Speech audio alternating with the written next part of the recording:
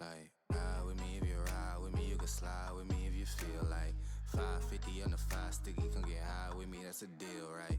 Ride with me if you ride with me, you can slide with me if you feel like 550 on the 5 sticky, come get high with me, that's a deal, right? That's a deal, right? That's a bet, right? That's a bet, right? That's a deal, right? That's a deal, right?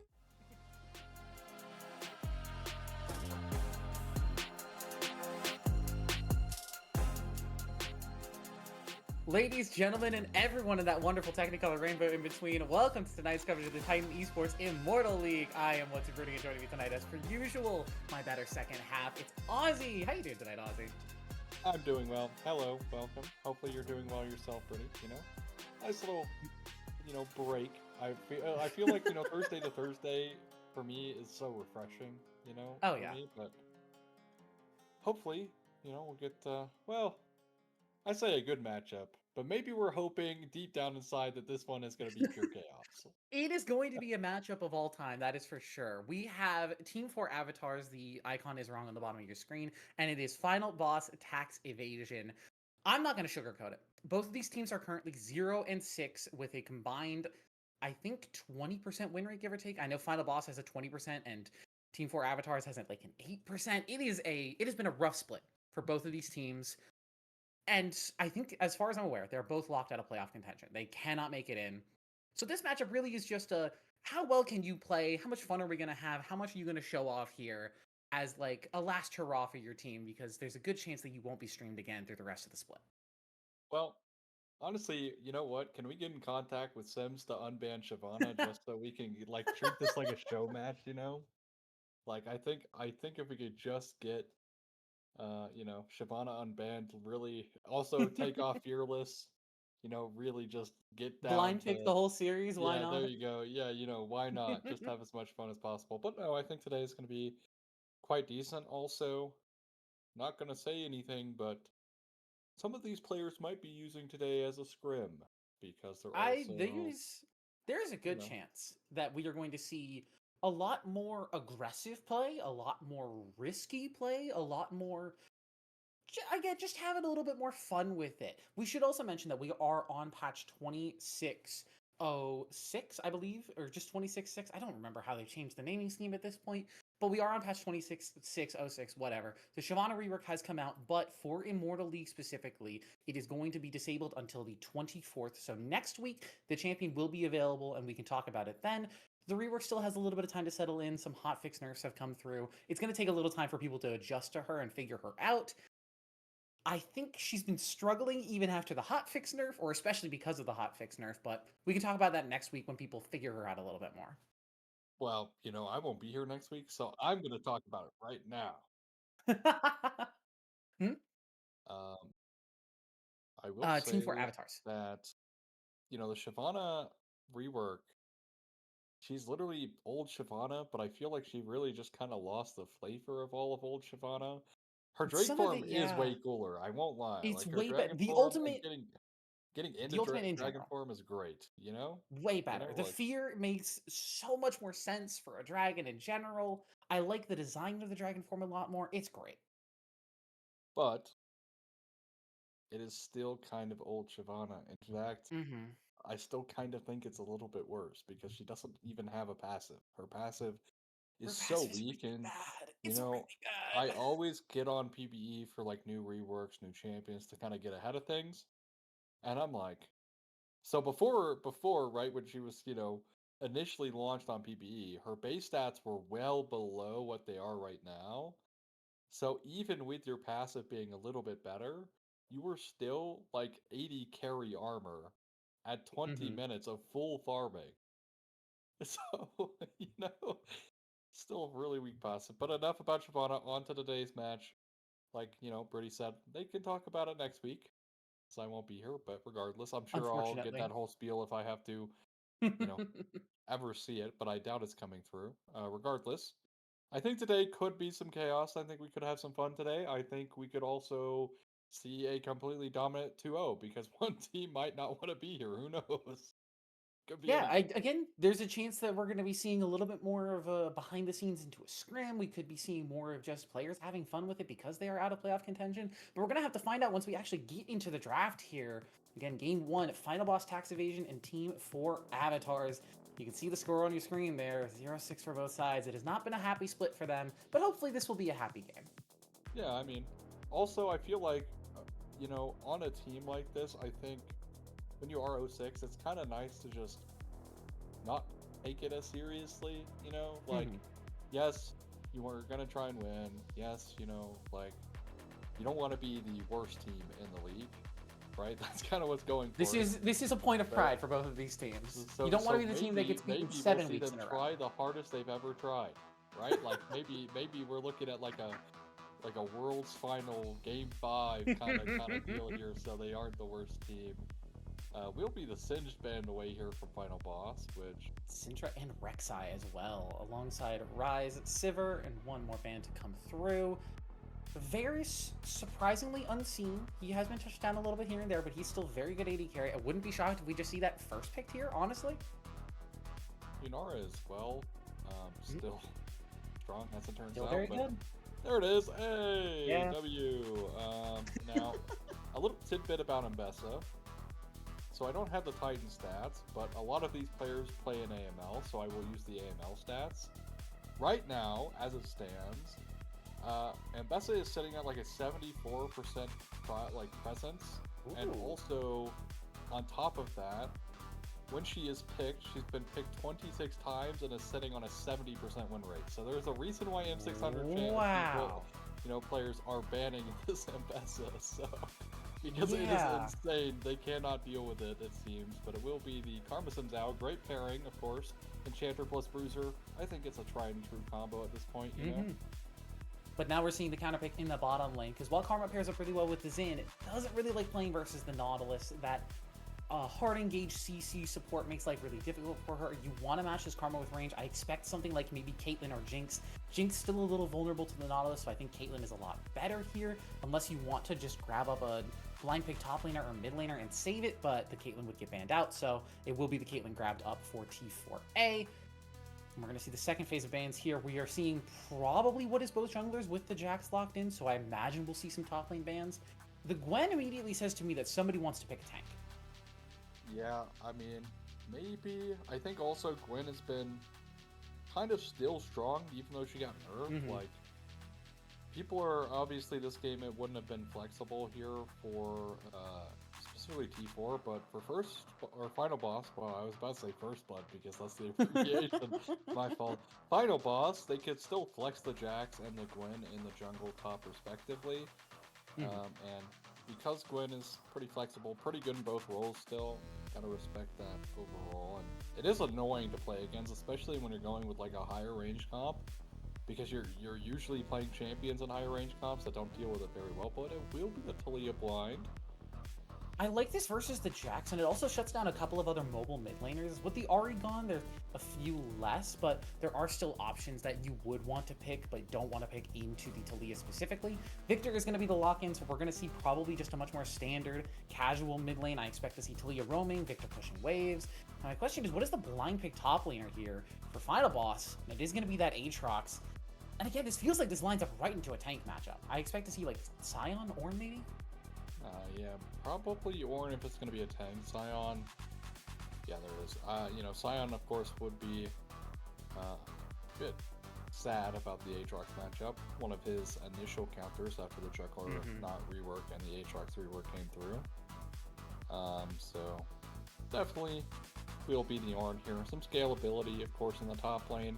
You kind of just get to neutralize, kind of just be this guy who, even if you go down 1,000 gold, you can print out ornaments. You're get still that useful. Gold value back. Yep, you still have Call of the Forge God, and also it's not like your brittle procs are getting any weaker.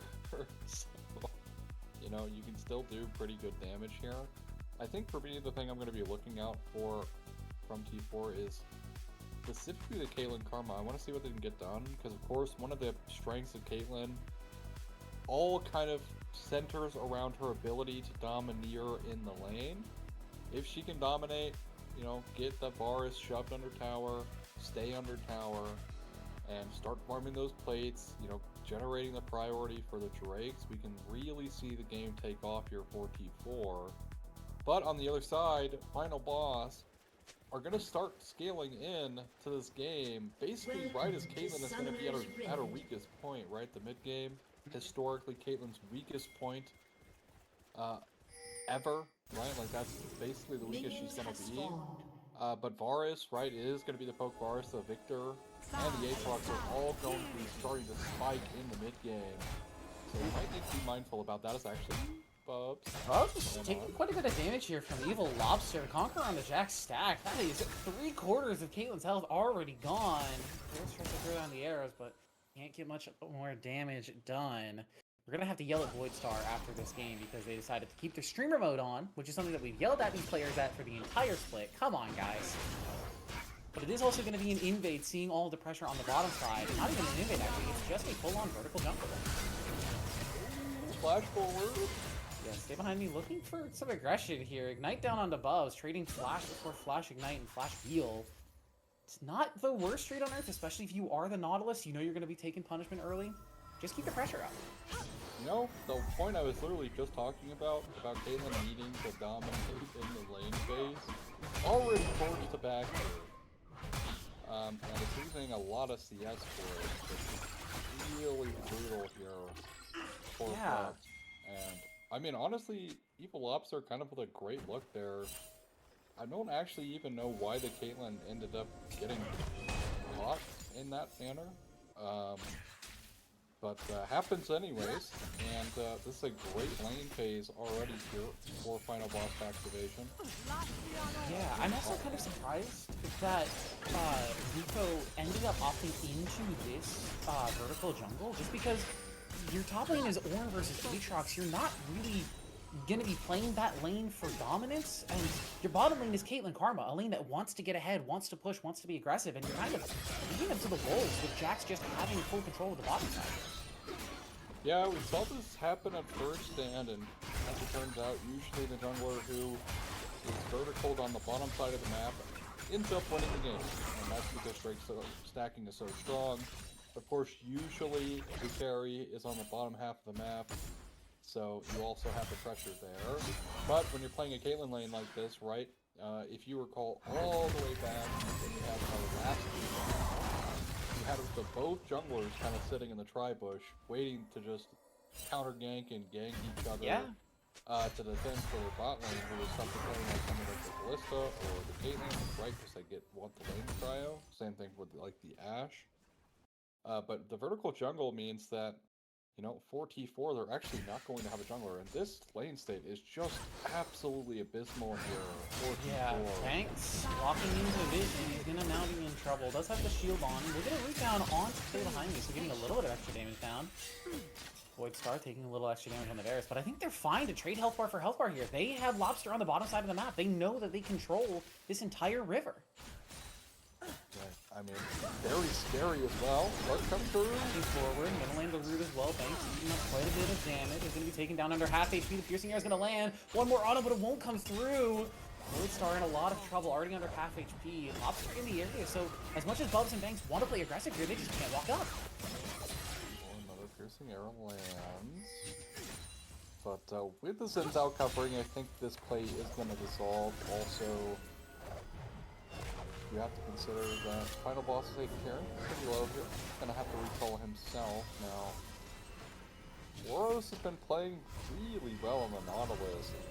Because while yes, it was initially Evil Lobster finding the trade onto the Caitlyn, it kind of kept the pressure up, and it's forced the Caitlyn into this really uncomfortable position, and now you see here her wave state is actually pushing away from her as the Varus is going to get back, which And sets up for Boros is in another spot. potential freeze.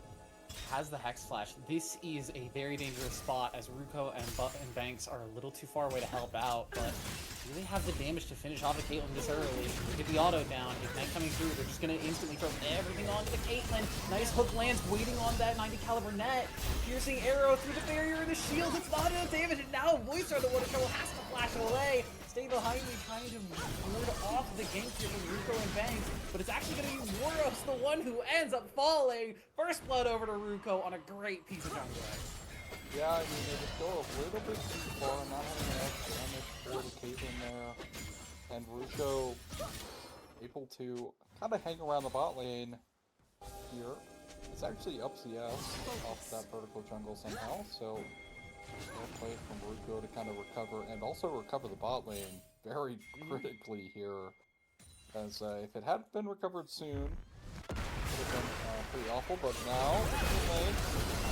In trouble now as TES forces flash away. Does have the seismic shove as well. Ruko under tower is going to pick up Oxy. Will trade 1-for-1, but he gets his mid laner out of dodge. 1-for-1, but your mid laner gets the assist versus Lobster not getting one. I think you're pretty happy with that efficiency array. Yeah, I mean, they did utilize the Weaver's Ball though, so that means they're not going to have any of the... Nice hook on Waros. Banks in trouble, forced to just try and get the Mantra W off and ward him away. I think to just survive it. Bubs feeling rather unpressured in some of these fights. The issue of playing this engaged support versus the Enchanter. You want to target the Enchanter, but sometimes that leaves the AD carry to just kind of free hit. Yeah, with the lethal tempo. In trouble, Kluji in the area as well. These Lobs are already down under a quarter, but happy to just flash away and leave this one to Kluji and to Oxy in the mid lane. JPA trying to trade back now, but now stuck in a 1v3 on the Taliyah. Not the most comfortable spot, but Oxy taking plenty of damage. Potential for a trade back here with the rocks. Decides to shove away on the Aatrox. Call the Force God, the last tick. Picks up the health bar. Kluji, now the one in trouble, has to flash away over the wall. And T4A has just been responding to every play that Final Boss makes. Oh, no way! Waros gets picked up. Waros finds the kill. How the heck did that happen? Waros actually playing his knowledge so incredibly well. Really impressed, but... Let's talk about that top player, and I guess mid plays. Kluji able to dash away there, so... Actually, I don't think we're going to have a chance. It's really looking to hit. Henry does have the flash. Chains of Corruption lands from Void Star. Waros should just be able to walk out of here. Nice sidestep, although it becomes lightning. Dash is going to come through anyway, but the Nautilus just too tanky. Can't get that damage through. Yeah, nice sidestep from Waros, and a good hook to the wall. But to talk about the mid play there, great play on the Ruko, right? But they just overchase into a full health Taliyah.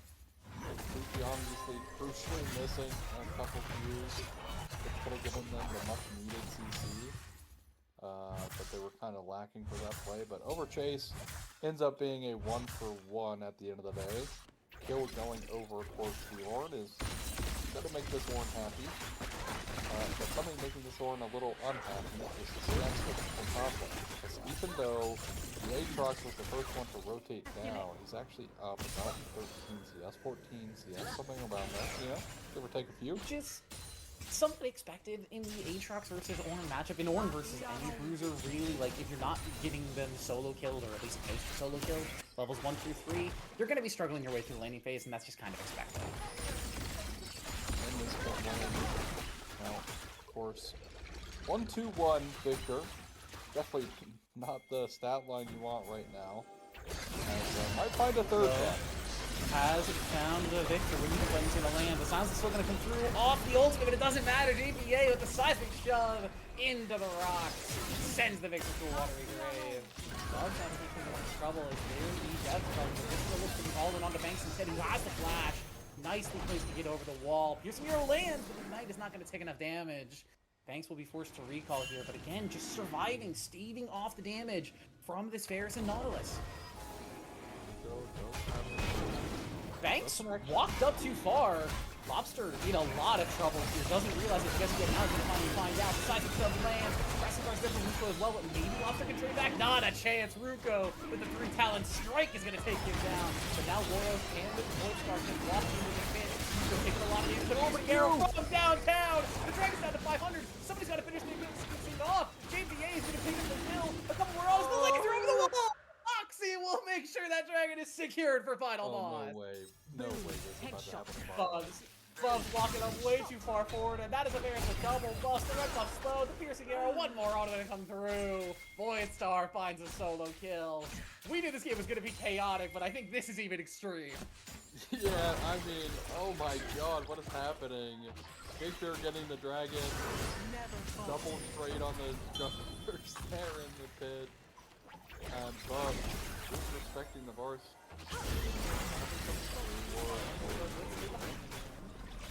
Good persuasion by the model. It's not going in too aggressive, but it's making sure that there's no all-in to come through, even with Ruko. Oxy, I don't know if you can walk this far forward. All the work that Stay Behind Me did just goes to waste as JPA's on a killing spree. We were talking about chaos and oh my goodness, what is going on? Bubs, I think might actually win the barrier from Void Star. Does come through, but the lethal tempo, the red buff ace in the hole! Hit gets the arrows down! The hail of arrows too short range! Bubs wins the 1v1! Yeah, what's funny is as soon as he flashed away, then maybe it's such a hard thing to do, so it's like not even minor criticism. Ruko, well, we'll hold it. Well, doesn't knock up. This is just one dead Aatrox. Fellows, we're at burn his ass. Oh, and 600 likes to fight. That continues to be true. We'll only get one Void Grub here for final boss tax evasion. But as I was gonna say, I think the front lane might be kind of have to predict that the Caitlyn is gonna go into the ace of the hole because it's literally like basically 2 steps away from taking a hail of oh, that's crazy. That's crazy. Bubs with the question mark in all chat. That's wild. Crazy. Anyways, getting the ace in the hole. If the hail of arrows was maybe just a little bit closer, you definitely get the Caitlyn kill before you get out. But it's so hard to parse, right? Like you have to be able to like parse that in real time. So no real It's very criticism difficult to do. At the very least, you didn't flash away while the Caitlyn hole was already on you, which is something that I've done on more than one occasion, embarrassingly. So you know what? You're doing better than I would have. Good job. Yeah, sometimes we just get scared. Thanks! The heal? I don't mind burning the heal there, just to try and keep the play aggressive. Ace in the hole used as well. They're just trying to stave off what they know is going to be a gank coming through. With Ruko in the area, they maybe could have played that a little less safe, but I don't mind it, honestly. You're playing the dominant lane, use your things aggressively. So, here comes the saddest part of the game here for the Caitlyn. As you look at her items, and she's not doing too much, right? She got the Moon Quiver, she got a pickaxe, right? She's working towards that Hex Optics. Yes, scrounging together these components for an item. And the Hex Optics, not necessarily a bad first flank. It's actually... Whoa, stay behind me. Hex Slash in, but doesn't manage to land it. 3v3 now here on the bottom side. Aftershock and Lucky Mound for the Nautilus. A squishy enough target that they can go for. But Banks is squishier. The Karma will be taken down. Now the jump in from the Jax, but just gets bursted down. Bubs manages to flash away from the piercing arrow as well. Bubs outplaying the 3v3. Don't get traded for support. T for A will take that all day. Yeah, I mean, there's nothing to get with it though, so again, more kills over. And actually, Hex Optics is finished here now for Buzz on that Caitlyn, which will feel quite nice to her to put that extra damage done. Nice cancel there on the Ornn. Now, Kushi still CSing pretty well, so won't beat that with beat that horse to death, I suppose. As I understand that Ornn has the passive to build the item in the lane, but I feel like we've been watching Kluji just sit on these components for quite a while. Even during that mid lane play, I feel like he had the tunneler and the pickaxe. yeah, it's just a cannon diff, really. Nah, it is actually the kill lead here for the Ornn instead of keeping it even. Also, Tenkai is just naturally being cheaper, so that should pan out for Kluji soon. He should be able to get his item, I think, on this reset here that he's taking. Pretty clean, easy recall here. Picks up the Shogun. Also working towards the fastest lane, which is interesting. You do want to defend yourself against the Caitlyn. I don't hate it. I feel like there is probably arguments for either skipping routes or for Mercury Treads, but I think honestly, as long as you're going a defensive set of boots and not like cooldown reduction boots, you're probably fine in a state like this. But yeah, you can see that gold lead up on top side is actually in favor of Primate right now, up by just about 100, but still, you expect Ornn to be down in matchups like this, so feeling pretty good if you're the Ornn in this matchup. Speaking of feeling good, he's just walking down bottom lane here. He's just making sure that this dragon is gonna go over to T4A. Look at how fast this Ornn is, by the way. Kind of gets me off guard. He's moving. This Drake is gone. They beat the Ornn. They have won. No points. In terms of Drakes here. And of course, the Hextech Soul. So if the game wasn't chaotic enough, I'm sure we're about to get a whole lot of team fights around this dragon, because both teams are certainly going to want it.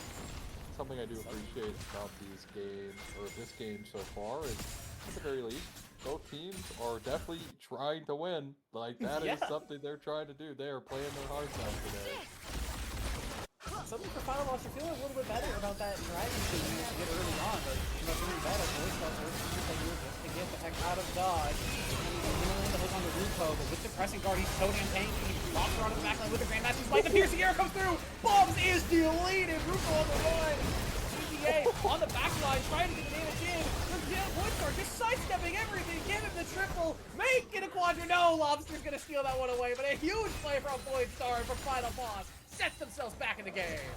Something so deceptive about Forest is when you're like, man, my Q is on such a low cooldown, but then you had like the mercy being where you, with your blight stacks, reducing your cooldowns on your abilities. He gets 3 piercing arrows in that fight, and it all is so monstrous in terms of damage.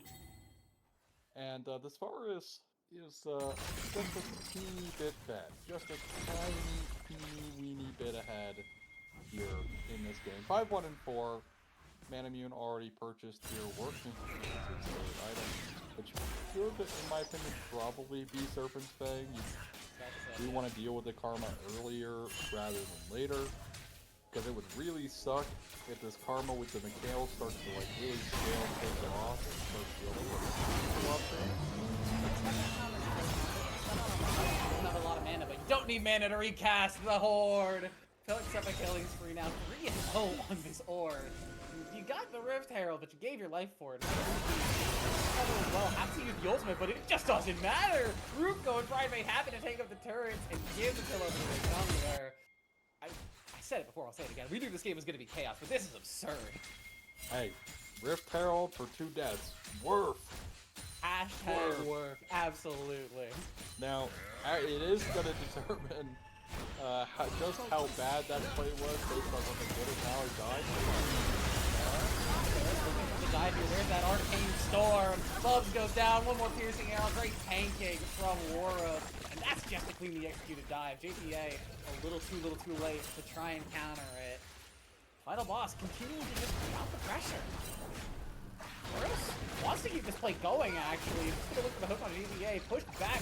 Plays the Varus. Trying to size him away from the hook as well. GPA playing that beautifully. Manages to escape with his life. A little worried there for the Talia, but JPA puts on the fancy beat and jump JP there. Now, on top of this, right, we still have the ever-present issue in the bot lane, which is with Stars. They do have some decent pickability into it, but in terms of starting a fight, unless you are shipping your Talia off to her own death, and, you know, say the Ornn isn't there, because he's not going to be able to be at every single fight. Like, maybe he might, but so far he hasn't been able to, because he has to lane. Porsche is okay, but, you know, they don't really have a great way to start fights here. They have Call of the Forge God, that's kind of their best option here. It's a good go button. And everything else is kind of just hoping that the enemy team will run into you. Thankfully, the Aatrox Jack will for sure do so. Now Herald popped in the top lane. Here's his tower. Trouble, but the reinforcements are coming through. The Call of the Forge God finds Cuba and Naka. Ruko's there as well. A nice seismic shove. Aggression for Final Boss. Instantly punished by Team 4 out. The Avengers assembled there on the top lane. C4. This play keeps happening. I don't know. I actually don't know why Final Boss Activation even attempted to play the top side. They kind of just getting outplayed. Now, granted, the Victor is going to roam infinitely worse than the TES. As it turns out, having a different ultimate does that now. Actually, might be caught on the mid-range. There's this Logardi a little bit too far away. Forces him to flash to get out. Ghost is now available, but it's a little too late. No, Ruko and JPA think better of it. Do not want to overchase. Just happy to burn the flash off of that. Maybe could have gone a little harder. They did just kill Lobster and Fuji there. And getting that kill right before this Drake. Maybe the pressure is already easy to get out there. The Lobster getting across. Yeah, potentially looking for some sort of steal here and some sort of play. As Fuji's been sneaking in, so will Pride. Dragon's down to 2K. Lobster's in the area. They have to decide. A nice smite from Lobster will take that one away. Beautifully timed. And now the fight's going to start in order to for Avatar. Looking like it out. Lobster wants to get back off. Guard. Looking in, adjusting the wrong wall. BK getting healed out by the team. Pride will be the sacrificial lamb, but everyone else will survive. A great steal from Final Boss, and they take the team fight after. Big play for that. I mean, Cinema, what else can I say? Final Boss getting both their Drakes by steals. First it was the Victor, then, of course, the jungler of Final Boss, Evil Lobster with an excellent smite away there. That was impeccable. I think I saw it at 1700 and then it was dead. I can't believe, by the way, that they even let him in. They have Talia, but they just let him dance right on in, and now gets them close to that soul. Weaver's wall. Does have the flash though, and the hook. Spider-Man's her way out of there. Nicely played on the model and manages to keep everyone alive. I mean, hey. Great plays from Waro so far. Already incredibly well. Surface Bang like I predicted here for Varus. Steps on the trap. That's not where you want to be. Lucky that that 90 caliber net didn't land. That could have been a big chunk of the health bar right there. Unlucky to not get the kill there. Hero minion. Get down, Mr. Get down, Mr. President. And takes that headshot to the dome. That's truly, absolutely Secret Service minion. It is going to be 2 items now from Caitlyn, so starting to get over that hump of the mid-game woes. 50% crit is feeling pretty good, does have the upgraded boots as well. JPA, feeling in a bit of trouble here. Fuji can't jump over the wall, but Lobster can jump on top of it. Q in with a nice flash away from the Talia. The Sarah Shield as well is just going to keep him alive. Ruko on the run as well. Beautifully played from T4A. Now, Final Boss. Stuck outside of jungle here. Primate looking for some sort of flank angle. Tries to take the Hex game, but I don't think you can take that one, buddy. Unstoppable Blitz from Death Charge. The stun still lands. Balloon still lands. Another round of CC. Tries to take the Hex game again. Just not your day, Pride, mate. Takes the loss and goes home. Yeah, I mean... Okay, so it was looking kind of back and forth, and it was looking kind of close. But Final Boss, I think, finally has the control gained in this game. As yes, gold lead, looking pretty minimal here, you know, not the craziest gold lead. But in terms of game state here, look, it's only one tier 1 here that T4 has even been able to play against the top one, so not a whole lot of control in terms of the map for them to kind of play around. As they don't even have this mid one down to half HP, which is a little brutal. As Bubs is kind of just forced to catch the waves under his own tier 2. Yeah, not the greatest spot to be in if you are a T4A member, but you do still have, again, that 2-item Caitlyn, who I look like is going to be going towards Rapid Fire Cannon third. I assume Karma's going to hit that 2nd item soon as well. You'll start getting more powerful. I think you really are riding on this Talia Xin Zhao combo, though, right now. As JPA has been performing incredibly well on the Talia, navigating teamfights very well, hitting good seismic shoves, but you look on the other side of the rift and see that Voidstar has just been shredding through these frontline and backline members alike, crushing them with crews and arrows. It's difficult to say that JPA can kind of just carry these fights on his own. Yes, Cliffy has been kind of the member to get picked out here for Final Boss Activation. Won't happen there, though. And, ain't worked out. We got a minute to this break. I don't think they're gonna catch this Ornn off on the well, Forest forced to use the Yomu to get to a bit of a safer ground, as he kind of was up in the middle of mid lane by himself. Rico ready for an all-in. Black Cleaver stacks traded for both sides. Flash away from the Xin. Oh, expended very early, and I think that kind of spells disaster for T4A trying to contest this dragon. This should just go over to final boss pretty much for free now, unless we see another miracle steal. Hey, anything's possible, okay? Gold Beam is still really close to Caitlyn with an IE. Could basically easily pop any of these tempers right now. Granted, the crit RNG gods are there. But point toss is continue in. Yeah, with the levers as well, but Boots is just gonna hop right over. It's just not gonna land either. The movement speed from the World Ender, beautifully used. If you're not contesting the dragon, you gotta be doing something on the other side of the map. It's just T4A couldn't make it happen. Right, mate? You are not allowed to walk up to this. This is absolutely illegal, and you are sent to prison. Variously the one that's taking there. That was just absolutely. No, hang on, wait a minute. Hang on. Winston solo kills Banks in the mid lane. It was actually Lobster who got the kill there. What? I am terrible. Two people doing. Warriors will also finish the Drake at 1 HP. Cinema! Give me that. Give me that. Anyways, what is going on in this game? T4 go for the choice to try and catch up the Aatrox. Doesn't work.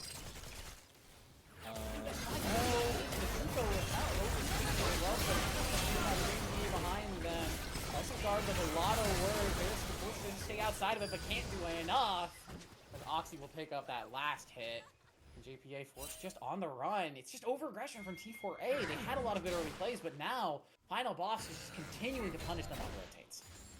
I mean, to be honest, I'm so confused. I don't understand how Bangs died in mid lane. What happened there? I have no clue what happened. I have literally no clue. Well, that's your job. You're supposed to know what happened there. Look, okay, look. So, I'm just so stun-locked by the entire thing of, like, T4 decide they're gonna go play top side, right, to try and catch out and give up the Drake, because they don't feel like they're in a position to fight, which is fair. But then Timebase says, nah, I didn't, and then just goes in 1v3, 1v4, and just dies for no reason, and they're supposed to die. Flash in from Oxy, the Arcade Storm will finish off the Talia with a greedy recall. Tut for shame. Window shopping. Oh goodness. Goodness gracious. What is happening in this match? I don't know. Final boss tag. That old LEC song. Flash speed, strong stay behind me, and coming to watch for the hop over the wall. Even with Guardian Angel. But on the other side of the fight, they've abandoned their bear. It's that shutdown goes over to Bubs. Cluj is going to try and change that as Banks forced out on low HP as well. Bubs trying to flash away, gets away from the leap strike. The Deal Lobster already close to distance. With Blue Spite as well, can't leap strike in. Fuji overshoots the Q1. Does not manage to find an option onto the Caitlyn. Now Trident set up in the front line, able to create space for Bubs. They're not going to be able to fight back, will at least navigate their way out of it. The big loss for final bosses, that was a huge amount of shutdown gold going over to the correct member of T4A. Oh my god, if you're going to let your bars die, you at least have to hit your skill shots. You gotta get the Baron at least, right? Oh goodness gracious. But yeah, they bit of unfortunate there. Actually JPA actually sniffs this one out really good awareness. And greed for that wild wave, so well played. But man, they really, Final Boss Activation really can't afford to just leave their bars out to dry like that ever again, because it is bars, he has no mobility, this is not on his bars, so his DPS is not great into the Caitlyn, who, did manage to crit on a headshot and half health him just like that, not even remotely close. So hopefully that's going to be fixed for this next play on Final Boss Activation. That's for sure. 1,000 gold over to the Caitlyn, who now, with the Rapid Fire Cannon, working on her pin item here. And imagine it will most likely be more of a reminder, as there's not a huge amount of tank health bars to get through the rotation to get a lot of healing, as Moxie, again, silently to make illegal maneuvers. JPA might be in trouble with the Arcane Storm, but the Seraph Shield, I think, is going to mean that he just is able to walk out. A very close play, but it will go in favor of T4A. Well, this game is, like I said, really close. Why are you still walking up without War? Uh-oh. That's a flash of Varus. Will be able to defend in Wara. Positioning beautifully there. The Pride Mate finds the knockup off the turret, and down goes Void Star. Stay behind me. Eating a lot of damage off that headshot. Ace the whole middle with a 60 tanked up by the Jackson. Will finally go down. Potentially for T4A. On the ball, trying to mount the defense. Got the wave through, but one more out of the bug will finally take that one down. And momentum swings in favor of 4 avatars. They are looking threatening. Now, we have Soul Drake spawning in here for Final Boss Tax Evasion. Do you want to give this one up? Is a question I think they're probably asking right now. And I think the answer is no, because again, you have to consider Caitlyn is just getting stronger, right? So the longer you're taking here, actually catching the mid lane. A little bit of trouble, but that's not put that wall ender on. Stay behind me, trying to navigate them out, but Fuji just gets bursted down. Bub with the headshots, the crit takes everybody down and double kill over to Caitlyn. And now suddenly control of the Dragon Pit will go over to T4A. Dragon spawns 2 members down. That's a 3-second Dragon for avatars. Well, I was going to say probably one of them. They just can't help themselves but get picked. They are just getting caught at this point. This is peak Immortal gameplay. You may not like it, but this is peak Immortal gameplay. Shane getting caught, illegal side lane maneuvers, illegal dragon fight takes when your team's on the other side of the map trying to play the side lane. Just fighting over everything, fighting over nothing. This is what it's all about. This is what it's all about, and I do love these games. But to do my job, I will say that you know, Final Boss Tax Evasion, I think have got to get back to this like ball that was working for them so well, but it's all falling apart because individually they're just like, oh, I can get a kill here, and then they just die because they can't get a kill there. They need to just take a deep breath, recollect themselves, get back into this kind of meatball style, play off the Varus poke, you know, have your, you know, Aatrox look for kind of a flank angle, disrupt the back line, instead of playing to the hand. Trying to stay alive. UPJ jumps in, a nice 2-man side jump. Ruka will actually navigate their way out of it, but now Jade, neither one in trouble. The master Seraph trying to protect their way out, but will not be able to do it. Fuji will find Buzz on the back line. Baron stays alive this time. The dive was not enough. Fuji forces Banks to flash away. But it's not going to net them anything but an extra death on the scoreboard. And a clean 3-7 fight for that final boss. The Bears and momentum back to the game. Hey, I said meatball, they meatball, and they won. Nothing. If they not... Alright, I was about to say, it's not over yet, but Pride Mate has nothing to say about it. We'll back off here. Baron here for Final Boss Tax Evasion, but funnily enough, this play, you know, their health bars are so low. Pride Mate with a Call of the Forge God that ends up getting chased corruption by Varus. So here, Pride Mate can't get the double hit in onto all of those members stuck in that choke right above the red buff there. That literally could have just simply been the turning point of the fight, because I think if that hits, they're not going to have the HP, and it buys them some more time to get some damage done. They very easily could have lost the fight, so stay here, buys the ability to make it by both. Behind you, wants to find it, starting to get down for Russo, but Paris just steps inside the circle, says, I'll take you on in your range. 1v1 me, bro, but I'm bringing my friends. Stay behind me, we'll pick up the last one there. Punishes Banks for overstepping. You are not allowed to ward that brush when you're playing the squishy Karma. It's more kills, more bodies falling, and Final Boss continues to march down the lane. I don't even know if you're allowed to ward that brush on Leona, like let alone this Karma, but regardless, Baron usage is great here for final boss tax evasion. Pride mate. There you go. Now, you know, on this JPA is going to use that Weaver's Force to get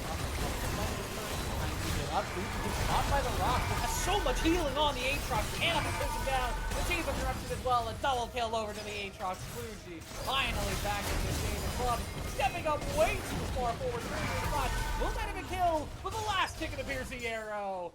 Boy Star snipes him from downtown. I mean, Boyd Star's doing pretty good.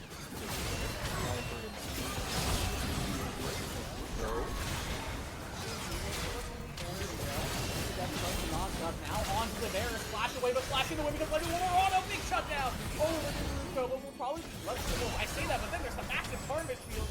It's eaten up by that Q3. Can they manage to finish off his hits out? No, they can't. Banks navigates him out of the fight. Yeah, Karma is really strong, especially when your one Serpent Fang user is dead. Shields are so huge here. You need to respect it a little bit. They will do so and recall away. Well, I say that. Good. You're fine. Everything is fine. No one is going to be another fight for the next like 30 seconds. You got time. You're fine, right? 20 seconds away from the break. That is probably when the next fight will happen. Yeah. Still soul potential here for final boss activation. T4 though. Could maybe net themselves a soul point here if they can just hold on for a little longer. TA for Bub. Way out of position, the hook's gonna land. There's the portal in, putting the lobster, and there goes the support. Karma already takes that. Love trying to trade. Victor can't take away what happens. Alive again. He's gonna go on a rampage, and Bub still stuck inside the Arcane Storm. That thing lasts forever. The JPA, not just getting another beautiful sizing shove, is just getting the work done on the Talia. In a choke, the rocks continue to fly. Shut down over to the Talia. They're still alive. Craig finds the knockup. Boystar, that's the one in trouble to have to keep the it's just another one though. Craig still walking their way out. The Blighting Quiver doesn't manage to do that much damage. The fight's chaotic, but the jungle left alive for final boss should just mean this dragon goes over to them.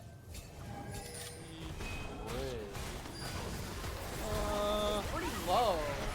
Yeah, looking for the Weaver's Wall in. They just eat a lobster out of the pit. Craven doesn't make the fight. The Silent Shovel also not there. They're staying alive for so long. The Brittle Frog blast forward. Pride Mate finds the 1v1. Will get revenge by Evil Lobster, who then in simultaneous fashion gets taken down by JPA. The delay in ace for T3A. Their Dragon hopes stay alive.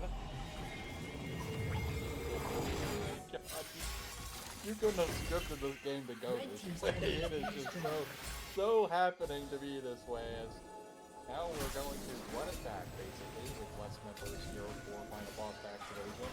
Are you really sure you want to contest this? No soul point. You have no one alive.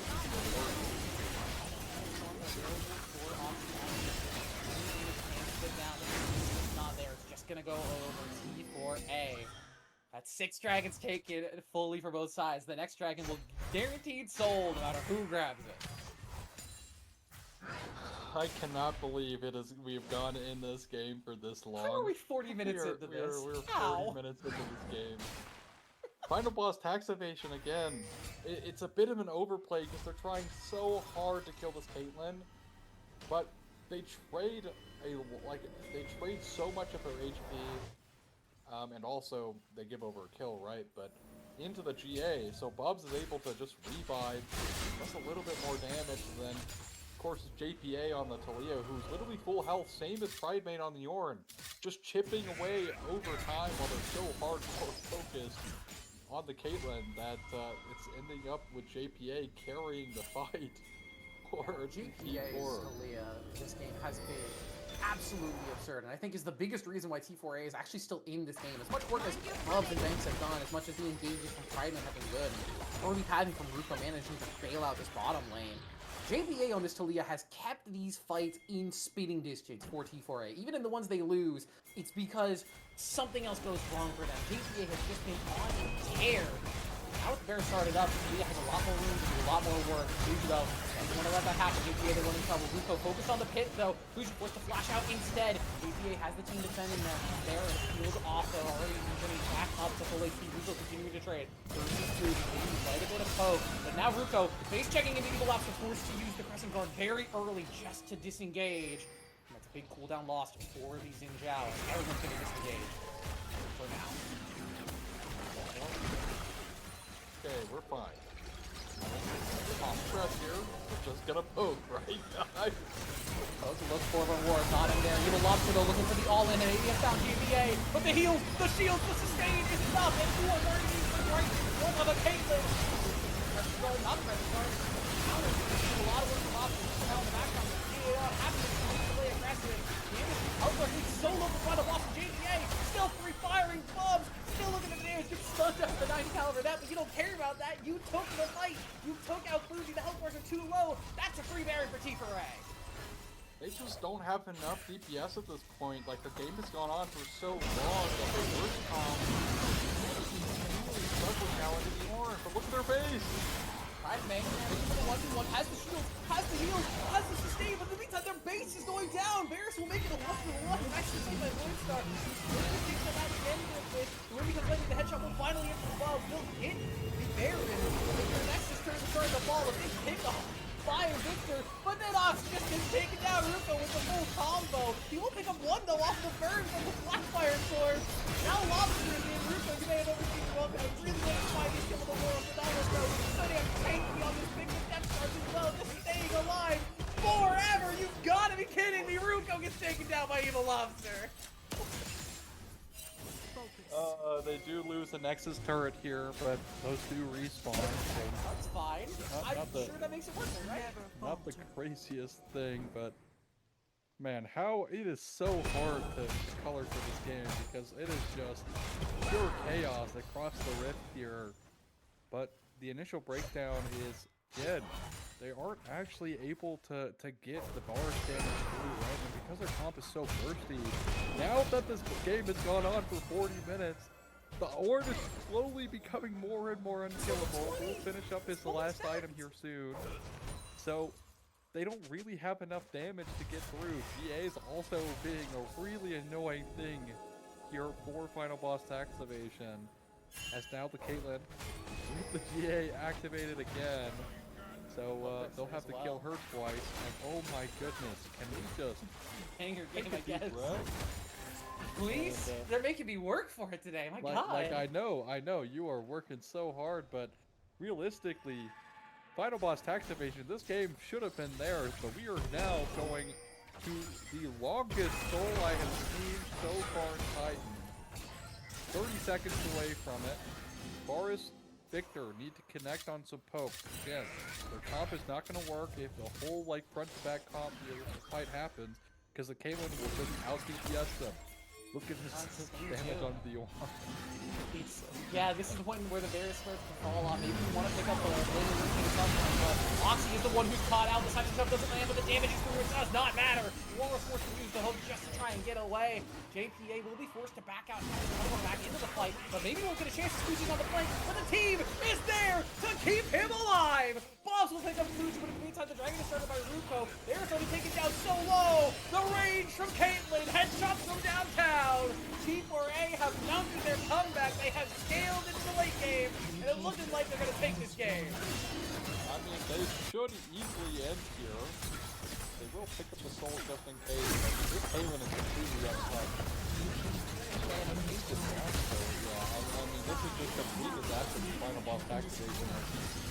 Yeah, this game is over.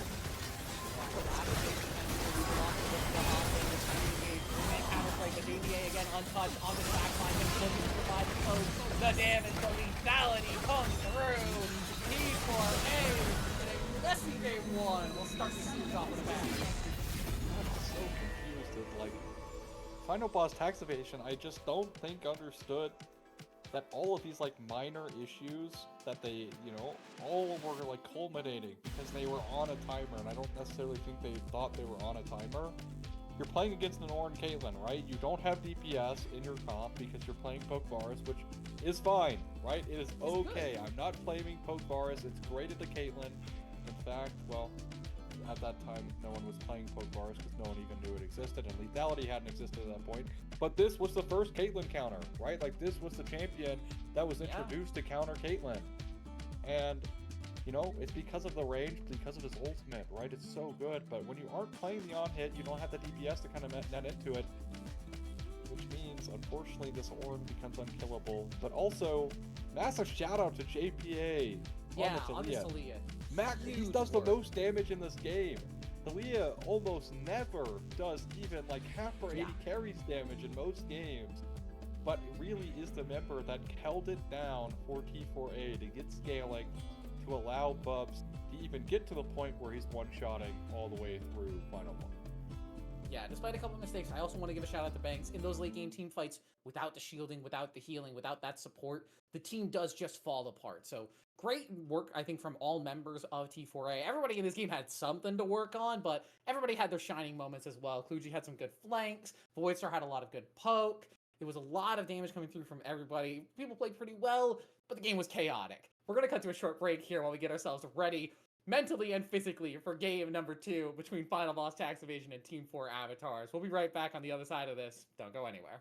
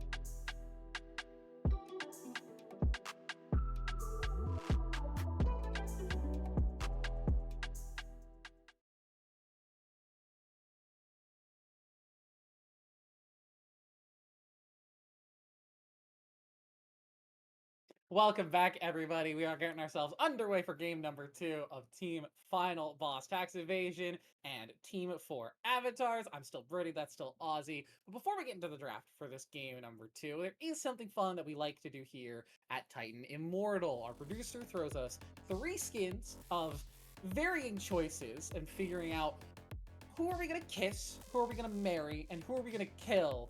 And unfortunately, we don't have a graphic on screen right now. Our producer's gonna work on that. I will tell you guys for now what these skins are. We had, if I'm remembering right, it was Prestige Chosen of the Wolf Swain, Prestige T1 Jace, and Prestige Money Miser Mordekaiser, the new April Fool's Gotcha skin that Riot has put out. Mr. Diamond Hands Mordekaiser. We're almost there. Just wait. Almost. Just moment wait. for... You'll get to see the splash art in just a second. The skin is really good. My only gripe with it is it's in the gacha system. I don't like it very much, but that's a whole rant that I could go on that I'm going to save for off-broadcast time, not on-broadcast time. That's right. Oh, we're so here. There it is! Yeah, we got the... all right, yeah. Honestly, W producer Golden for agreeing that we're killing Jace. I totally agree. Actually, we're on the same track. Heck yes. You two are fully agreed Heck on yes. this, whereas Kiri and I are the ones disagreeing, and neither one of us agree with each other either, which makes for a very messy board. But at the very least, 3 out of the 4 of us said, don't kill Swain. Oh, I mean, of course. Actually, I'm curious as to why Kiri said to kill Swain. Could you look at that guy? That guy's a hunk. Like, oh Okay, my he might be a God. hunk. He's also an imperialist. My complaint with this one was there's too much capitalism going on here. But Hey, did you look really nice? So like, hey, look. Sure, Swain is an imperialist, but Noxus takes good care of his people, okay? As long as you're Noxian. But if you're not Noxian, Yeah. it's a bit unfortunate. I'm sure there's parallels that people could draw to but certain you countries know, in but the you world, know, but I'm not gonna do that. But man, The when that splash of the skin Mordekaiser released, I skin genuinely, when that skin released, I genuinely thought about buying it. I'm not gonna lie, so that had to be my memory. Yeah, I mean, it looks, as with all the prestige skins, the splash arts are really good. The models in game are very nice. That Mordekaiser skin is, there are things that I would do to him that I cannot say on broadcast because I don't want to get a certain talking to by STEM. He looks really good, is what I'm gonna finish that off with. But he's still a capitalist at the end of the day, and I just can't support that. I had to pick from like the 3 evils in this for my tastes, and I picked the least of the 3 to marry, in my opinion. Okay, so for me, right, the reason I'm kissing him is it's gonna be like a kind of sugar daddy situation. You know what I mean? Like he's got money. He got money, so hey, get the bag, and also, man, I hate Jace. This guy sucks. Worst guy of all time. I don't know if he's the worst guy of all time. Even in Worst his guy own of show, all time. there's worse guys down there. He killed a kid in his own show. He did. That is And canonical child murder. It Jace wasn't even Talus just from like Arcane. it wasn't even an accidental kill. He literally hammer forms that kid. No, he doesn't hammer form the kid. It's a shock blast. If you remember Close the enough. scene, the kid Close gets... enough. It was definitely heat of the moment, fog of war kind of deal, and he did feel terrible about it afterwards. He got enough PTSD now, so, you know, I can give him that. But that is canonical child murderer Jace Talus from Arcane League of Legends. Hard to, you know, level with that. Also, this is a Zeus skin, isn't it?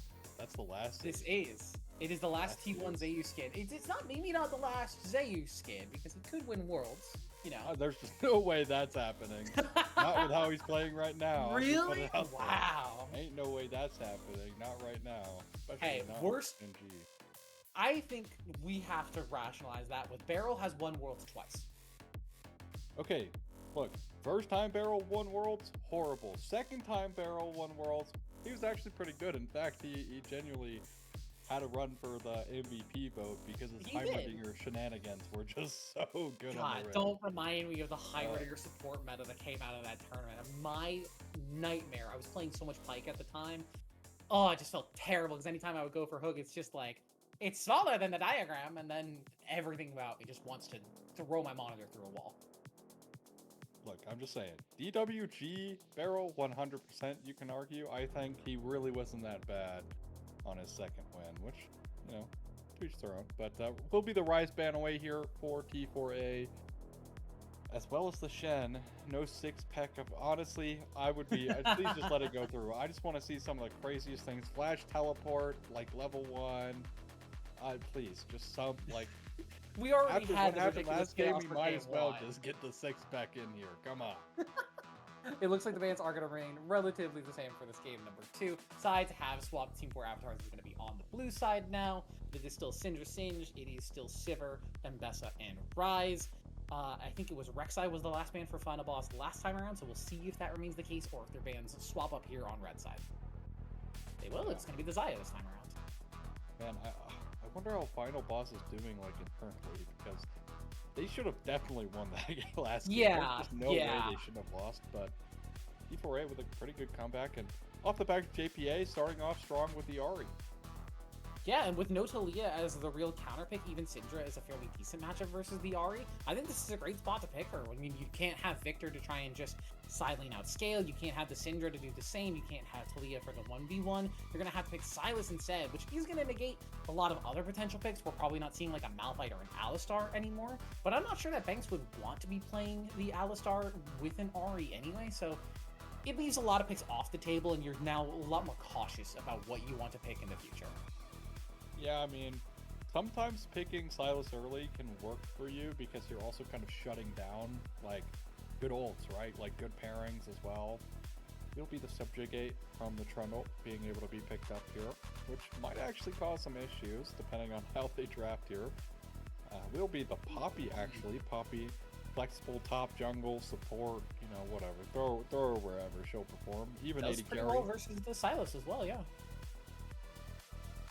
Curious about this Volibear. And here we go with Smolder. Might as well try to scale, Might as well try to scale. Last game, you tried to go for this mid-game comp. You got a lead in mid-game, and then just decided you didn't want to win the game. And then, so the Smolder, a little bit of a reverse for that. Now, Voidstar did have a really good Forest game, all things considered. Again, kind of just hard to kill an Ornn who's 40 minutes in as Barbaris, so really not his fault. But the Smolder, also technically flexible in the mid lane. Just gonna throw it out there. Not thinking Sylas could go jungle, Volibear top, Smolder mid. They've got options. Not saying it's gonna happen, but I'm just throwing it on the table to be mindful about. I mean, if they just grab a support here, the flexibility options stay pretty much wide open for them. There could technically even be a Volibear support, but it is just going to be the Nami. I like this pairing with Smolder. The extra slows and the early sustain means that it's a lot easier for him to get stacks early in the game, which is really his weakest point. I know, stacking champion weak in the early game. Shocking bit of analysis here, as that's just a Vayne slam by Bubs. Well, been seeing a lot of builds on this champ. You of course have the top lane build where you're like Triforce, Hexplate, you got the lethality.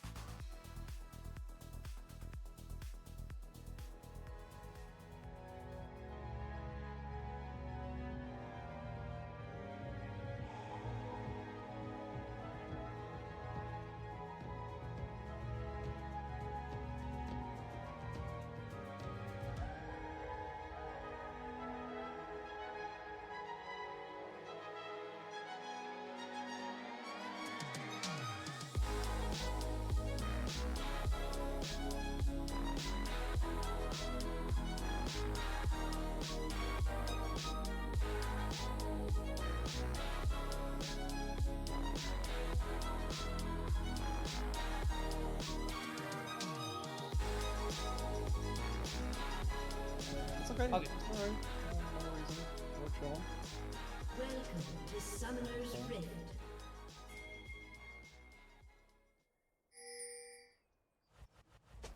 We are back on the Rift now. It's game number 2 of Final Boss Tax Evasion versus Team 4 Avatars. Apologies for that little mix-up in terms of what happened on the broadcast. Minor technical issues behind the scenes. It wouldn't be a Titan stream if we didn't have them. But now we're back. We're here. We're ready. We're on the Rift. Yes, we are. Zehen was the last pick here for Final Boss Tax Evasion. So, Clucci on another Darkin. Hopefully this one performs a little bit better. Banned Leona Botman, which is pretty crazy from Bubs. I respect it, honestly. You know, you're 0-12, you had a pretty good Caitlyn game, so show me what you can do on this Vayne. I mean, the Leona in there as well, I think is actually a really good pick versus this double range squishy lane. Yeah, you're going to be suffering early and taking a lot of poke, but Voidstar and Stay Behind, you have to respect the level 2. Because as soon as this level 2 is unlocked for Leona, if you're disrespecting it, you can just get 100 to 0. Yes, 100% is. Well, Waros on the Nami, though, is pretty decent in terms of solo trading, essentially. Team has been lane. Nice player on the minions by JPA. Only managed to get a couple of autos traded back as well. Foxfire in as well. That's a really nice trade back for the Ari. Ignite down as well. I think Oxy overstep. One more tick of the Ignite. The heal spot, not enough. First blood, solo to the Ari. Yeah, I mean, you do have to fight tooth and nail for every minion on Silas, but maybe not that hard. As some woes in the mid lane as off of an early Silas pick with Ari already falling behind. Primate is also fighting with the damage. Will take a chunk of health back. Doing some good work as Lobster has found an angle for an invade here. Ruko is going to be immediately forced to flash away to retain that health bar. With the pillar, Uji in dangerous territory, forced to dash away. The flash already burned by Pridemate. JPA looking to support their jungler. Flash in, Banks. It's chaos in the jungle. Stay behind me, will find Ruko. And suddenly, T4A are on the back foot. Your Banks is going to go. The Lobster will just grab that kill for free.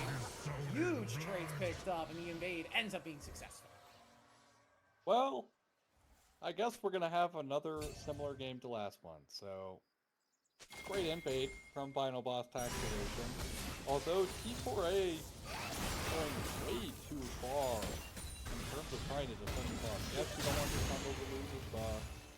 But can we talk about the implications? Like, it really isn't that bad. You can recover from it pretty easily.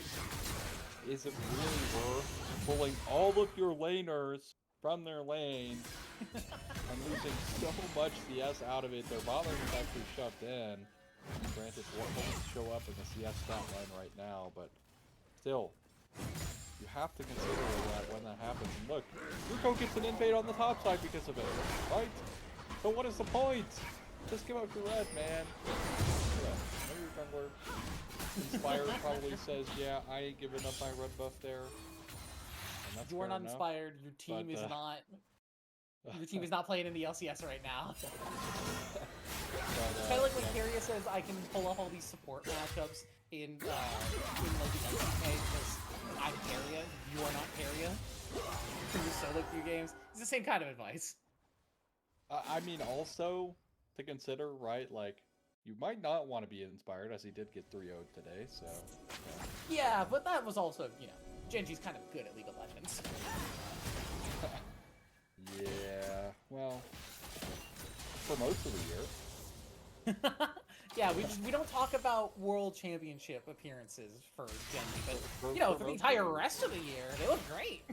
I mean, what's crazy is, you know, Gen G in general are, they just look like they get better every single year, and that is such an insane thing to do, because, like, how? They're already so How do good. you get better? Like, how are you getting better? And the gap is just so wide. We ended up with a 12-0 back-to-back consecutive.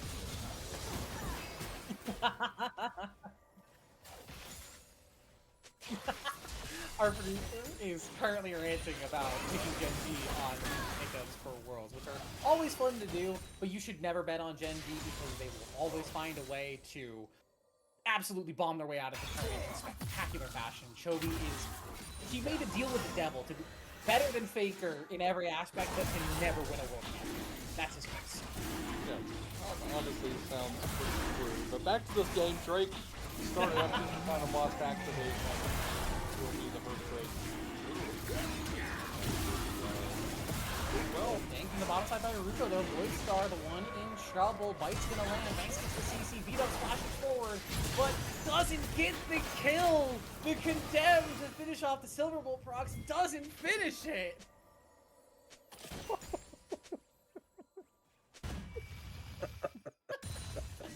Oh god. Oh god. Oh man, that is just so unfortunate here for Bubs. Didn't even proc the Silver Bolts with it, was just going for like the additional damage, because I don't think he was comfortable getting another auto attack in. JPA has something to say about this top lane though. Come on. Pride and May. Deliverance used. Fuji with the dash as well. JPA. Looking for the charm, flashed away from by Fuji. Will manage to walk away from that play just fine. Pumped it down now, no man out.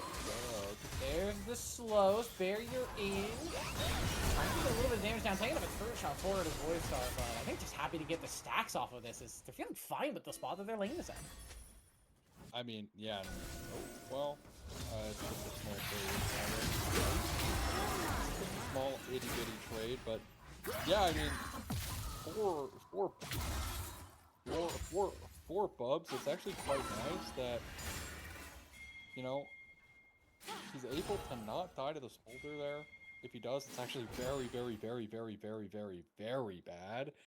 Because, if in fact that, you know, Bubs is able to actually convert that kill into Smolder, I think their laning state is going to really good spot, but Voidstar able to avoid getting killed there.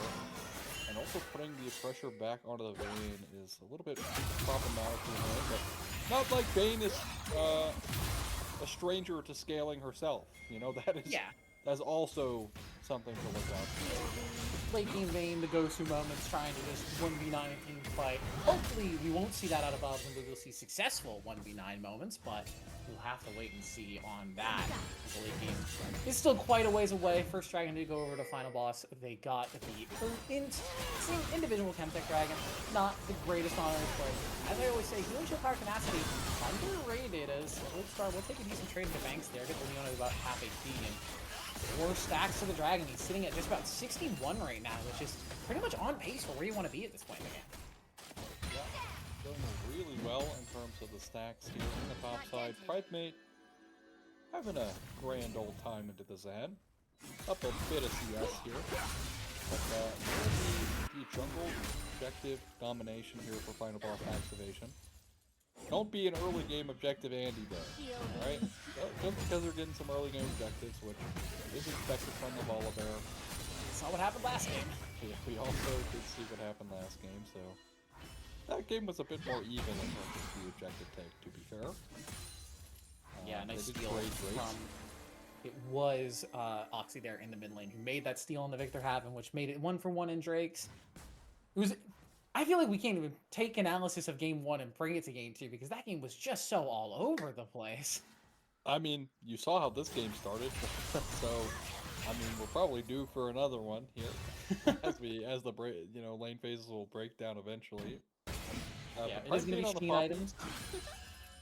Doing really well here. Same for Voidstar though on the opposite side. Of course, for Smolder, the biggest thing is not about kills, it's about stats, right? The more stats you get, the happier you are, the faster you get to 225, the closer you get to being a champion. Yeah, we didn't get to talk about it generally that, but we like to pick up the cleanse as there's all the CC landing just before the cleanse comes back for Voidstar. We'll get a decent trade back, but it's not enough to kill off Bobs. And that's a clean kill for the main. Yeah, great kill there. Pushing up with no man. This should just be a dead alongside Silas. Gets the Kingslayer in, but Ruko's also in for the support there. The Pillar to help out, but a nice flash away by the Silas, and now it lobs through the area. Doesn't get the lightning down in time. The flash charm from JPA will secure that kill. Yeah, I was literally muttering to myself, E-flash, E-flash, E-flash, because that should have been a kill. It does convert that one easily there, JPA. Oh. Got the second kill. Steadfast presence as well. Grounding Gluji. Go to your room. No dinner. Ruko finds the kill. Man, Pride made steadfast presence flash there to prevent the additional dash. Now, I think Kuchi might have been able to get out if not grounded there, because he's going to go for the E-flash. Could have been out away from the pillar, but on that top play, another great so, as we know, great stacking, incredibly relevant. Not soul point nor soul, so nothing to freak out about right now.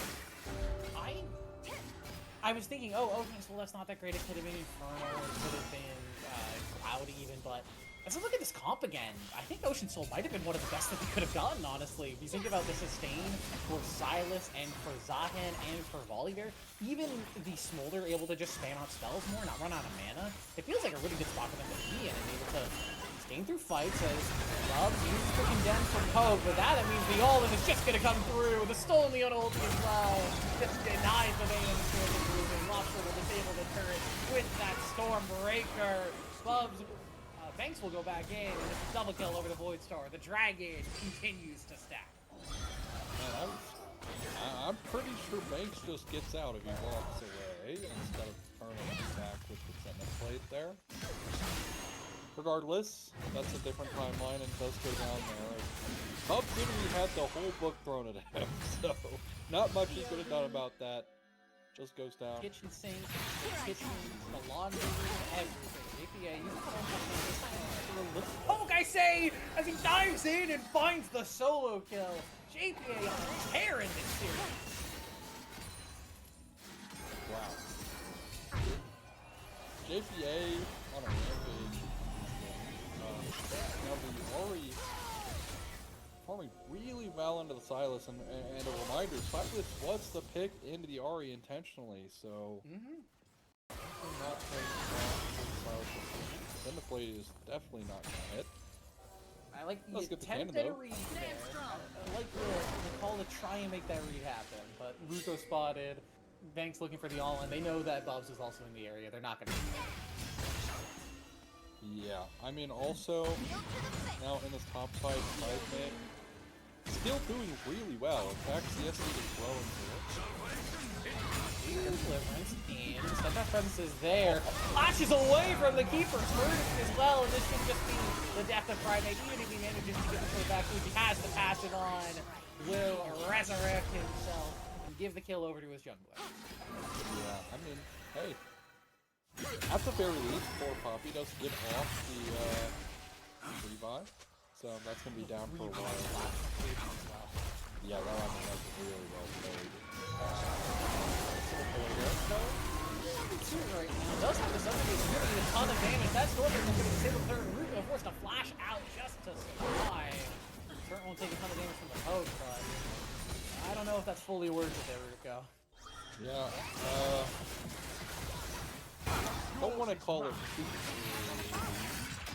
Oh, change lane from downtown. Now Option's taking the turret shot. Electrocute proc is going to land, but JPA not confident in turning that back into a solo. Kingslayer will go down to that HP. Lot of heat. Spot lane is really struggling. Bubs just tumbles right into the bubble. Has to flash out from that Chu. But Void Star with the Dragon's Breath just takes the kill down. Well, easy does it, I guess, here for Void Star. Lane dominant, just like last game. Oh man, please don't tell me we're gonna get another last game. We're getting game 2. It's the game 1 run back to game 2. Let's go! JPA being the bad member on his team. I am getting flashbacks to game 1. Really great Similar boss. But the difference maker is they actually have DPS within the Smolder. They have the smolder TES good insurance.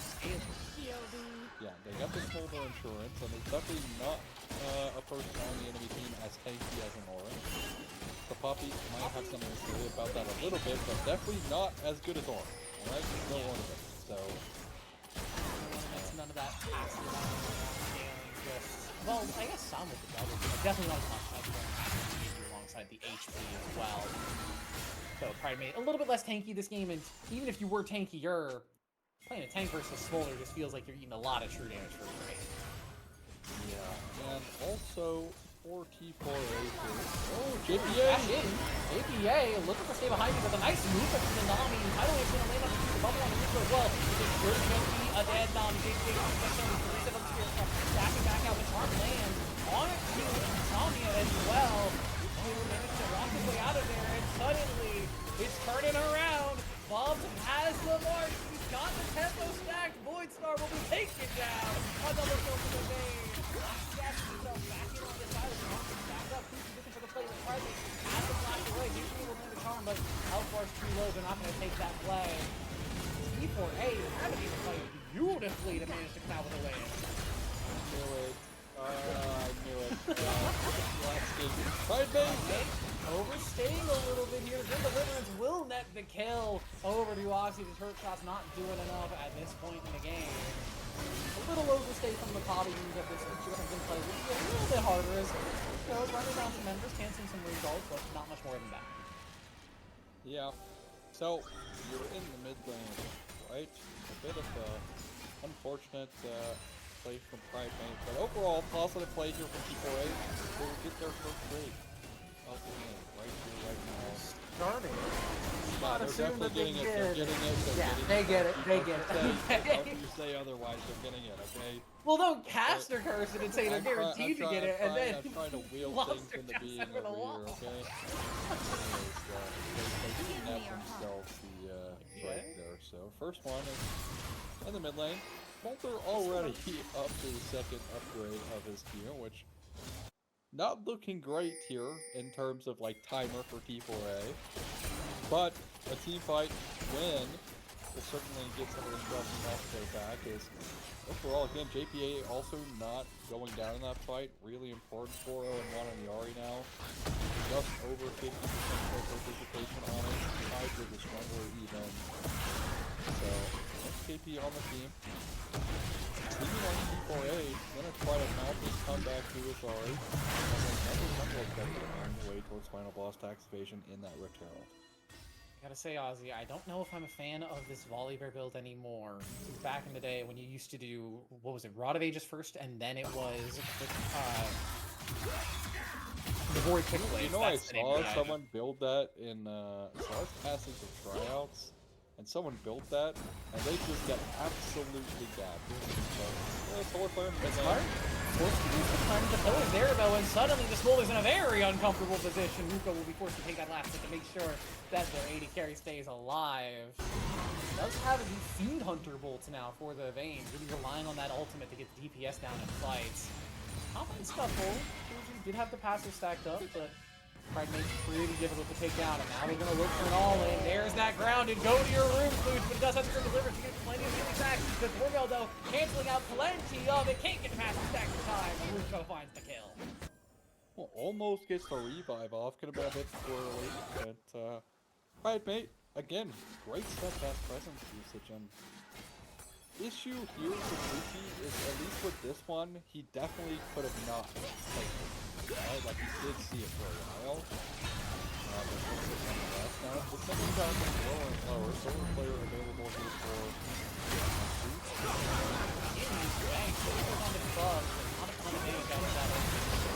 Manx is the one in trouble.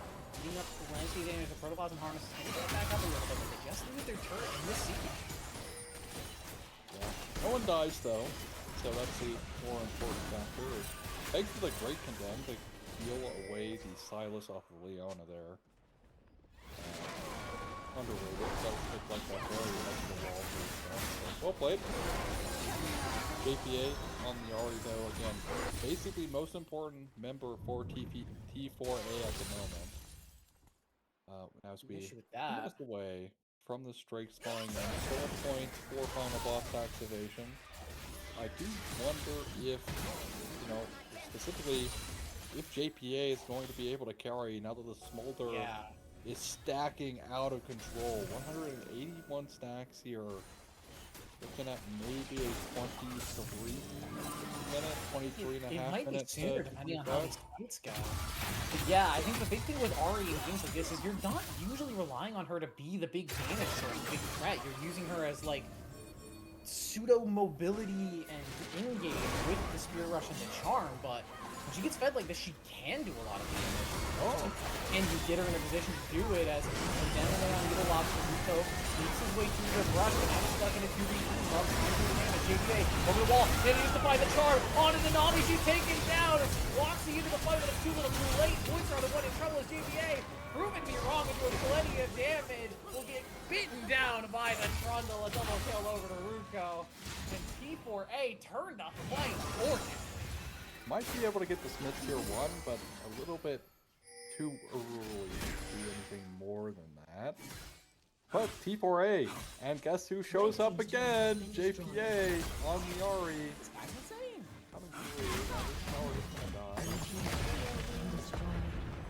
Pride makes only 2 threats to survive at this point in the game. Has enough armor and just enough defenses in general to feel unbothered by the Zahan until that Black should be approaching it at the very least. It already does have the cycle, so still plenty of damage that can come through us.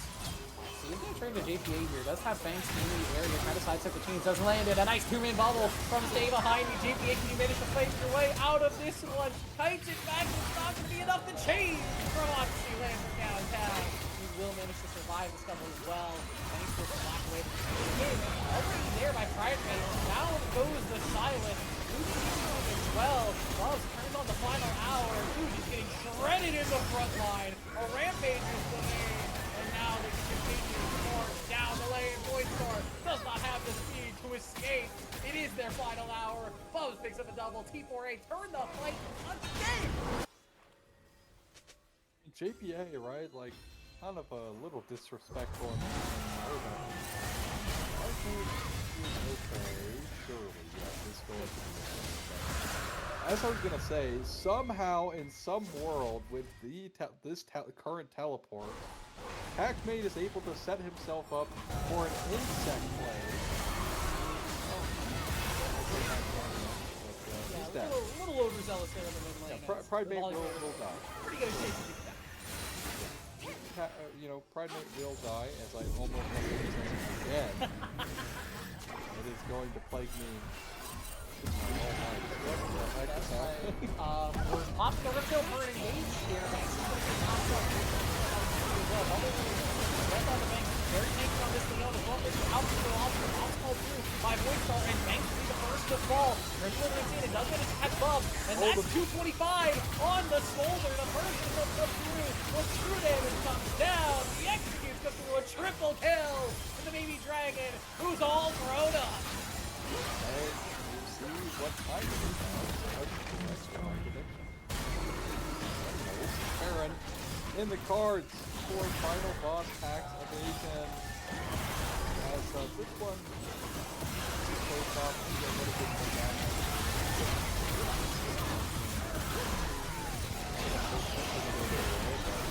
Hold those with the stack. It's going to be a bit hard to do. That's why T4A is one thing the top of the total. No pick. Well,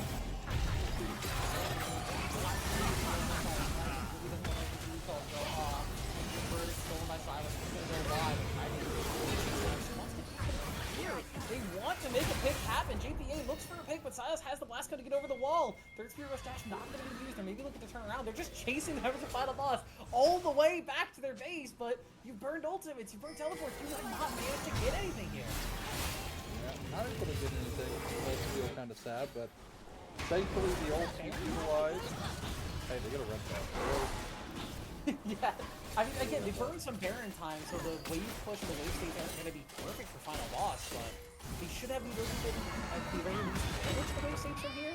Even very confused defensively, Evil Lobster forces back inside his own base, but a little bit of a confusing play there, I think, from T4A, but they managed to make it work somehow.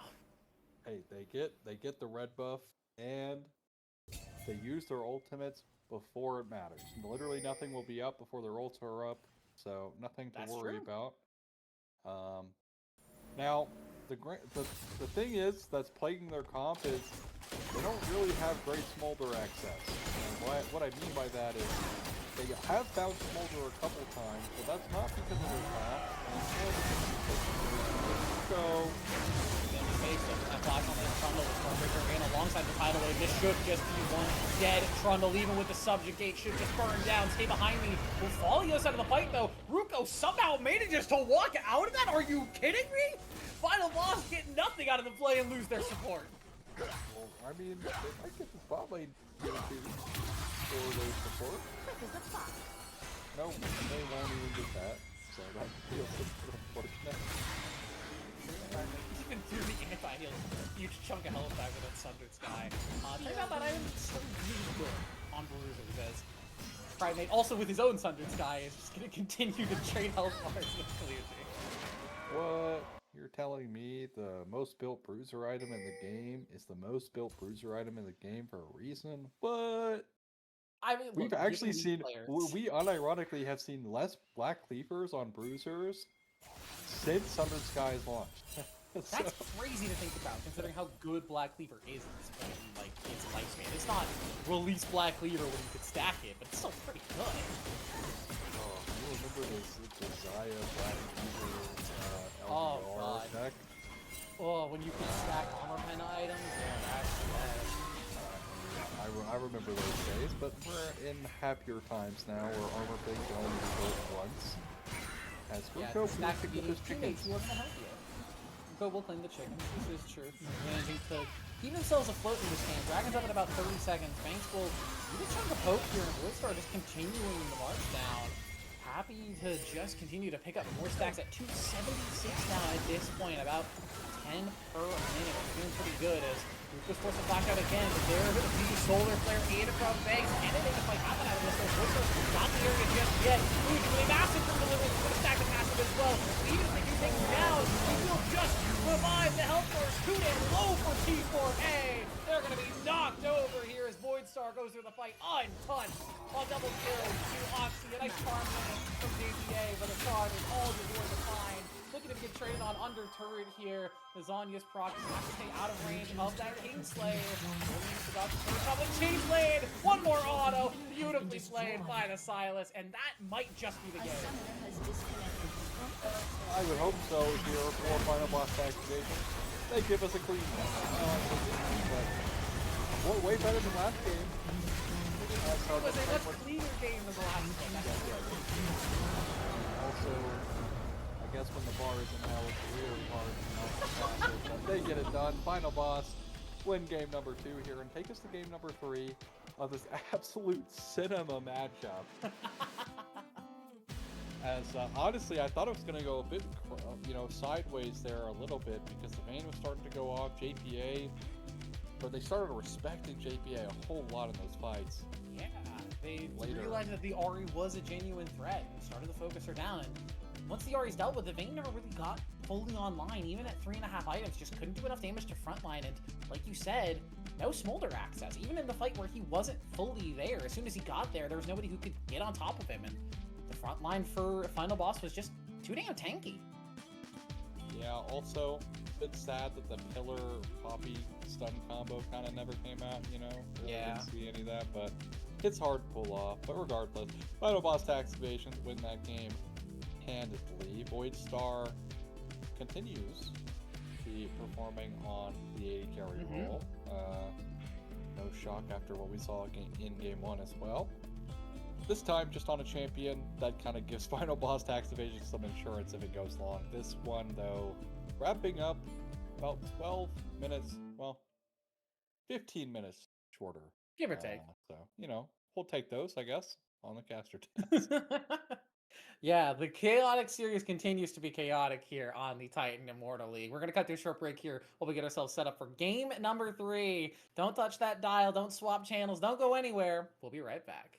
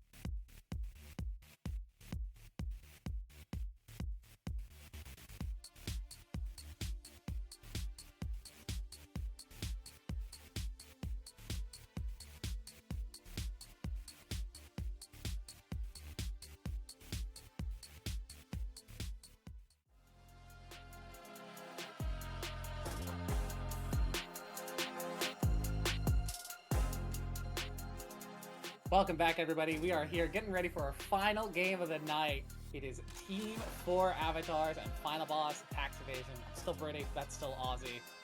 And this series somehow has gone the distance. Both teams trying to get their first series win, unfortunately sitting 0-6 eliminated from playoff contention.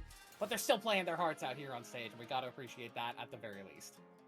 Hey, look, think about it this way, right? What if people above them just FF out of the split? So this does matter, you know? Like, You know this is what? the That's true. this is the turbo cope outlook, okay? The absolute maximum copium one can inhale at once, but in reality, hey, they're giving us a spectacle. They definitely They're making are it entertaining at the very least. all playing to not lose, which is enjoyable, you know? Because it kind of would have been boring if, one team showed up, didn't really want to be here, and then they just like get O2'd quickly, and then we go about Yeah. our day. So happy that both of them are showing up here. Now, I want to see a little bit less focus from Final Boss Tax Evasion in terms of, Void Star being kind of like the sole member, kind of getting things going. Kind of spread some of that love a little bit. I think, Kluji on the Zehen could have really started popping off there in that last game, had the game gone maybe a little bit longer, although it's kind of the Smolder show. So let's see if Well, yeah. Kluji King can take over this game. But I think on the opposite side, T4A, JPA needs some help. Like, help Maybe this some man, love. please. Give him Help a little this affection. man. Throw a jungle gank his way or two. Give him I want to see him on a hyper carry this game. None of this Ari Talia utility helping the team. Give him something that can carry. Give him something that does damage. I want to see GPA 1v9 a game.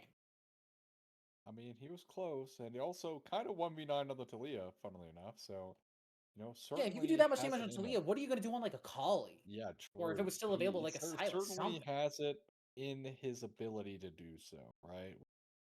Is again kind of the important bit, is he's shown that he's able to on champions that honestly don't really get to do that all so often. We'll get into the draft now. Wonder if the bans will stay the same. We'll see what's up with that. T4A. I mean, here comes the Senj ban. I'm just saying, just let it through. What's the worst gonna happen? Six Look, Pack's gonna come up. We're gonna have have jump dealt scares with on the Singe. stream. Antarctic low server, like. I have dealt with plenty of Singed recently. I'm fine with them banning it, honestly. I don't want to see that man anymore. He haunts my nightmares on the Howling Abyss, the Butcher's Bridge, whichever one you go to. If you get a good Singe player against you, you're not having fun that game. You just don't get to play. So I respect the Singe bans and the respect that way. It seems like the bans are mostly remaining the same, though. Mbessa and Rise, alongside the Singed, as we mentioned, and the Syndra. Xayah was the ban from T4A last time. Rek'Sai was their first round ban. So I'm curious if we will see either the Xayah or the Rek'Sai here. It's just a matter of which one are they going to go to here. They're actually going to opt for the Sivir instead, so Xayah will remain up alongside the Rek'Sai that they've been kind of worried about.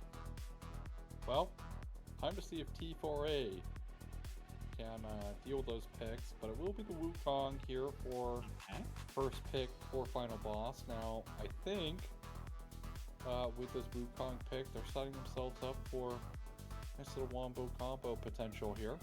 Granted, Wukong's just a good jungler. You don't need to build that style. He's just good, yeah. You don't have to draft around that, But Slamming the Lucian, the okay. Lucian blind is pretty respectful, rather, and the Lucian Milio. Now, I have some opinions about this. Of course, Nami is already gone, but I do have some opinions about this because now, oh lord.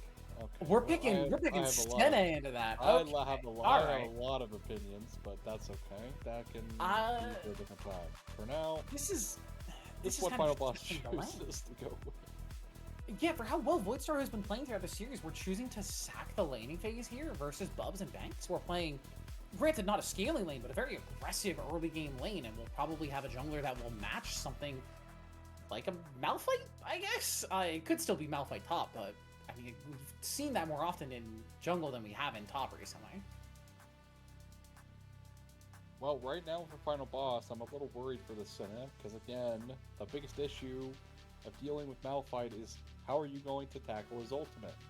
You can't prevent it from happening because he's unstoppable during It is unstoppable unstoppable. force. It is in the name.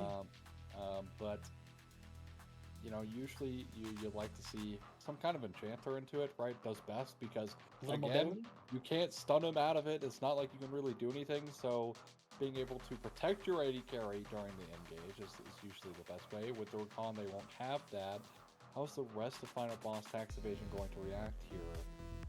Are they just going to say, hey Senna, sorry, you're going to get solo killed by this Malphite every single time he ults you? Or let's see, with the Aurora, been making waves a lot recently. I like this Aurora pick. I think this is a good spot for it. The AoE will be really nice to combo with the Malphite and provides more steady, consistent damage that the Lucian is going to be kind of falling off from later in the game, where he's kind of reliant on that full burst combo with the culling as well. The Azir versus the Aurora, I think, should be a fairly Azir-favored lane, as long as my memory serves, just because the range is kind of annoying for Aurora to deal with. And it's going to be Cassante into that potential Malphite for the topside matchup. Yeah, and also, Sharima, your Emperor has returned. So, I see, of course, Rek'Sai coming through. Your 4T4. Now we'll see how that does. Like and also, where it could go, I don't see them playing Rek'Sai into Cassante, but at the same time, maybe they're going to. And we'll see how it goes, because this is the first time I get to see this matchup played, so we'll see if that does go through. But I'm, again, more curious about this mid lane matchup, right? Final boss, tax evasion, you know, they've been playing pretty well around Voidstar. Voidstar's been performing really well, but one member and one role that's been really kind of underperforming, especially in the lane phase, is mid, right? Like, you're, you know, in the mid role, it really has been the JPA show, to the point that we saw it in game one, that he was basically able to solo carry that game as Talia. So now a lot of weight on your shoulders with this Azir pick. You have a lot of things asked of you to kind of carry your team in this game as the sole magic damage as well, mind you, right? Like, you are the sole magic damage into a Malphite. So you are going to have to do a lot of work. A lot of the mistakes you were previously making, you're not going to be able to make now, if you have hopes to win this series. Yeah, and for both of these teams, it's maybe not an important win standings-wise, but it's really a matter of pride at this point. You don't want to be a team that goes 0-7 and hopefully not 0-9 as well, as we're rounding out the weeks. You're trying to be a team that gets at least one win in at the very least, as these teams have been struggling throughout the standings. And the top side of Titan Immortal in terms of the bracket has been very strong. These teams have been very good and very dominant in their series. So it's no mark of against these two teams for being 0-6. It's just a matter of the top part of the competition was just a little better throughout this split, and it has been very dominant. Yeah, and like I said, again, a lot of pressure on the Azir this game, right? If the Azir can perform, Final Boss should be in a pretty decent way. Because Voidstar playing the Senna, right, won't necessarily have that carry potential that he has been able to have, especially on something like the Smolder, or the fighting in the mid lane. Yeah, it doesn't even manage to get the twin full hex through. Unfortunately for JPA, not able to get a passive proc, but bone plating would have eaten a lot of it, so not a great way to start confidence-wise, but I don't care that much otherwise. Kluji starting with the shield level 1 as well. A little surprising to see. Normally you like the Intofo strike, but I mean, you negate a lot of the early game Malphite poke, which is pretty good. Yes, and you know, actually, nice little engagement ball lane. Damage coming through. Bub's already under half HP, and the Lucian Emilio does kind of struggle at level 1. They tend to prefer that level 2 all-in once Lucian has access to the dash and Emilio can get the opposing campfire going. I like that Final Boss is taking them to task level 1, actually forcing health bar trades out while they still have somewhat of an advantage. Yeah, I mean, this is good. And also, the important part about Senna is her sustain. It's actually kind of good, especially in the lane phase. Pair that up with a Q from Rakan, you actually can kind of print out quite a bit of HP bot lane across the board. Whereas Emilio, yes, has some shielding, has some healing, but really not all that greatest. JPA already gets things going in the mid lane by forcing out an early recall here from the Zero. Definitely not ideal. Not ideal, but this is kind of just what we've come to expect from JPA over the course of this series. Just dominant lane phases, playing aggressive, playing these Ignite Electrocute champions, trying to just, again, take their laner to task and say, hey, I'm going to switch up too early in the game, or you're going to be able to stand it. And the answer for Oxy in this series so far has been no. Yeah, it's been a bit unfortunate for Oxy, I think. But also just not really playing all that well, but again, sometimes it doesn't matter, right? Bubs is going to eat the knockup. The autos are going to come through. Tries to trade back with the warm hugs and the cozy campfire, but not so much happening. Man, it's really hard to make Melio's abilities sound cool. I think, like, thematic-wise, they're really nice and it fits his character, but how do you make cozy campfire sound like an epic ability? I'm gonna pause as Lobster and stay behind. We have found Ruko. The Rek'Sai taken very low. Tunnel over the wall. Keeping a flash though, importantly, but losing that bottom side scuttle. So we're gonna try and go back up towards the top side, but JPA in the right spot is gonna dissuade that movement. Stay on the bottom side. Stay behind me and Void Star. Again, we need to help them even as Lobster walked into the wrong neighborhood. Ruko and JPA team up for first blood. Quite sure what Lobster was doing there. He did see both of them on that side, but looks for a gank or something. I genuinely have no clue what Evil Lobster was doing there, outside of maybe looking for a mid gank and just get punished for it, but good start from P4A is now another potential gank on the way.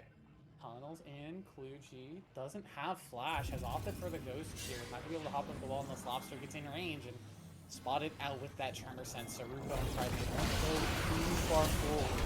Now with the Pathmaker, they're looking for the all-in. Lobster's over the wall and Ruko has not managed to recall yet, but Kluji might be the one in trouble. Lash out! Ruko will survive for long enough, but the staff over the head will take that one down. But Lobster now potentially in trouble, does have the dash out to get closer to the turret, and I don't think the Aurora this early in the game has the damage.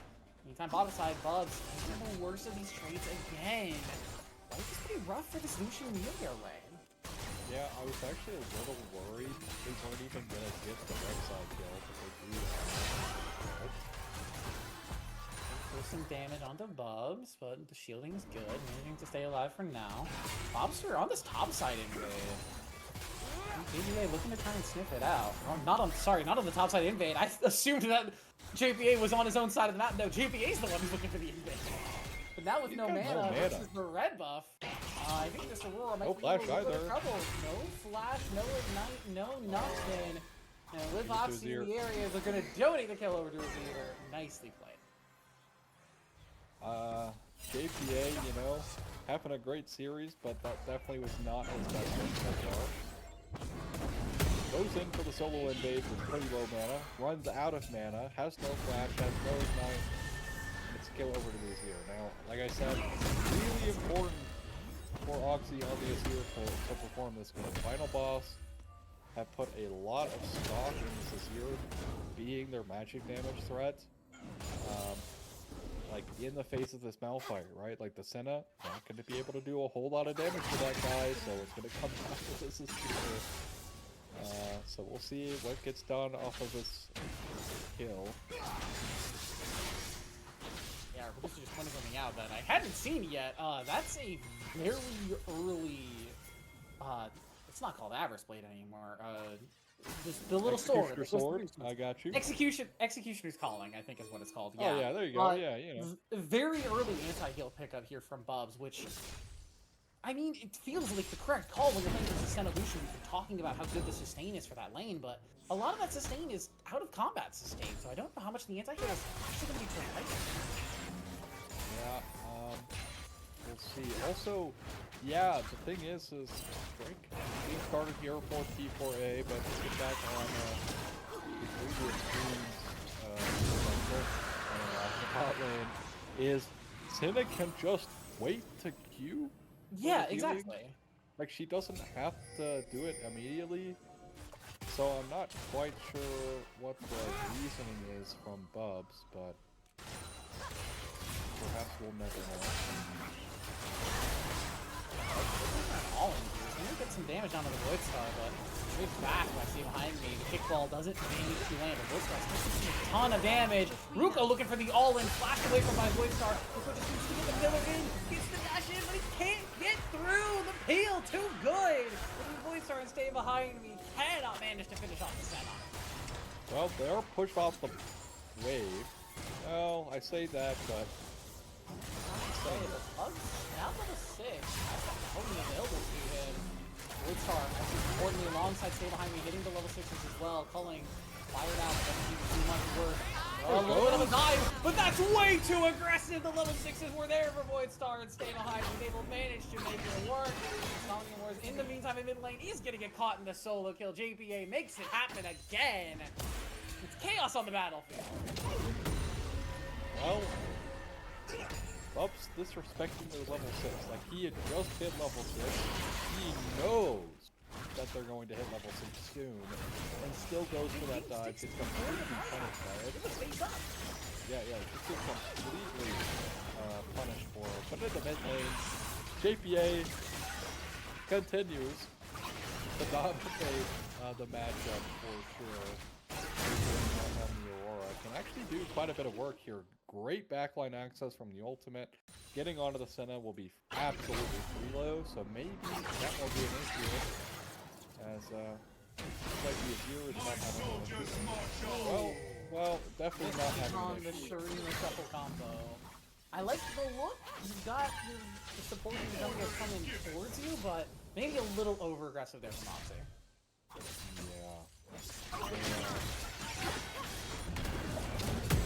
I'm a little concerned, okay? I'm a little concerned. We start to get a little worried about this mid lane matchup. Even in CS, the GPU just kind of has the momentum. Ruko, just top that matchup over the wall. Stopping the force used. Do they have the damage to actually finish off Fuji, who takes Ruko over the wall? The Pathmaker is dodged out from the side of Shard. So now on the bottom side, Evil Lobster making things feel the pain. And Emilio does not have the ability to escape in this play. One more auto from the Wukong, taps him down. Nice little gank there from Lobster. So, we're kind of at a juxtaposition right now, right? The bot lane is losing here for T4A. That's not great. Sugar leaf, right? Anyway. Looking for the 1v1 here. I don't know if you have this. Even with the culling, the slow's going to be most of the bullets don't land. Flash in with the piercing light. Doesn't have the damage. Bumps down to 1 HP. And Stay Behind Me should just be able to pick this one up for free. I don't know. They're going to need it over to the Lobster. Good job on the support. Not stealing that kill there. Nice. Pretty close 1v1 though. I respect that from Bubs. No complaints about that at all.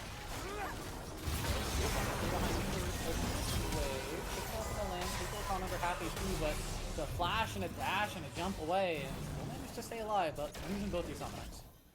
Versus this Recon champ is so slippery. Why I hate playing against him whenever I'm playing a hook champion. Outside of Heimerdinger, I think my worst matchup when I'm playing Pike is Rakan. Just you try and punish the dash in, he's got 2 more to get away from you. If you try to be over aggressive, he's got 3 more to get away from you. It's just not fun. Or of course, no threat. But he is correct. Stuck in the 1v2 here. Pridemate should just be able to help him push this one up. Kasante is fairly tanky, but Ruko happy to just clean that one up. And this really has not been Cluj. Even in Game 2 without Zahem, it's becoming a lot better. Never really got off the ground together. Yeah, unfortunate is the word I would use as well. But again, going for proxy there really doesn't make a whole lot of sense. You're into a Malphite, like you're gonna get priority. You clear the wave so much better than he does. This is a Malignant Malphite, by the way. Yeah, I was about to say, that's Malignant's first item on the Malphite. Speaking of ultimate, looking to move all in on top of Oxy. Does have the Shadow ultimate come downtown, healing up, but not enough. He's finish that one off with Void Rush. UTA is the target of the progression from Evil Lobster, but flashing on top of the Aurora, who's got that Between Worlds. Difficult to finish her off. Trying to navigate Evil Lobster out of this play. We'll manage to get him out as Pridemate also has walked down to this dragon, and T4A have said, hey, we want the dragon. Hey, this is actually the first from T4A in the series. They're actually going to pick up both early game dragons, which has not happened yet this series. Barring a steal here from Morris would be absolutely diabolical. Not looking for any sort of steal. No lasers over the wall this time around. It is going to be just a clean dragon pickup, and now Fuji will be able to proxy this wave away, and Primate maybe is even in a bit of trouble here as Lobster's chasing him down, but doesn't know that Fuji is waiting with the all-out. Pulls back over the wall, unstoppable force used defensively alongside that flash.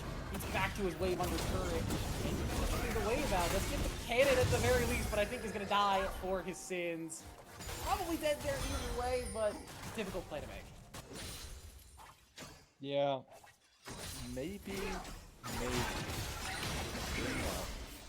If we have defense stats, we might not die.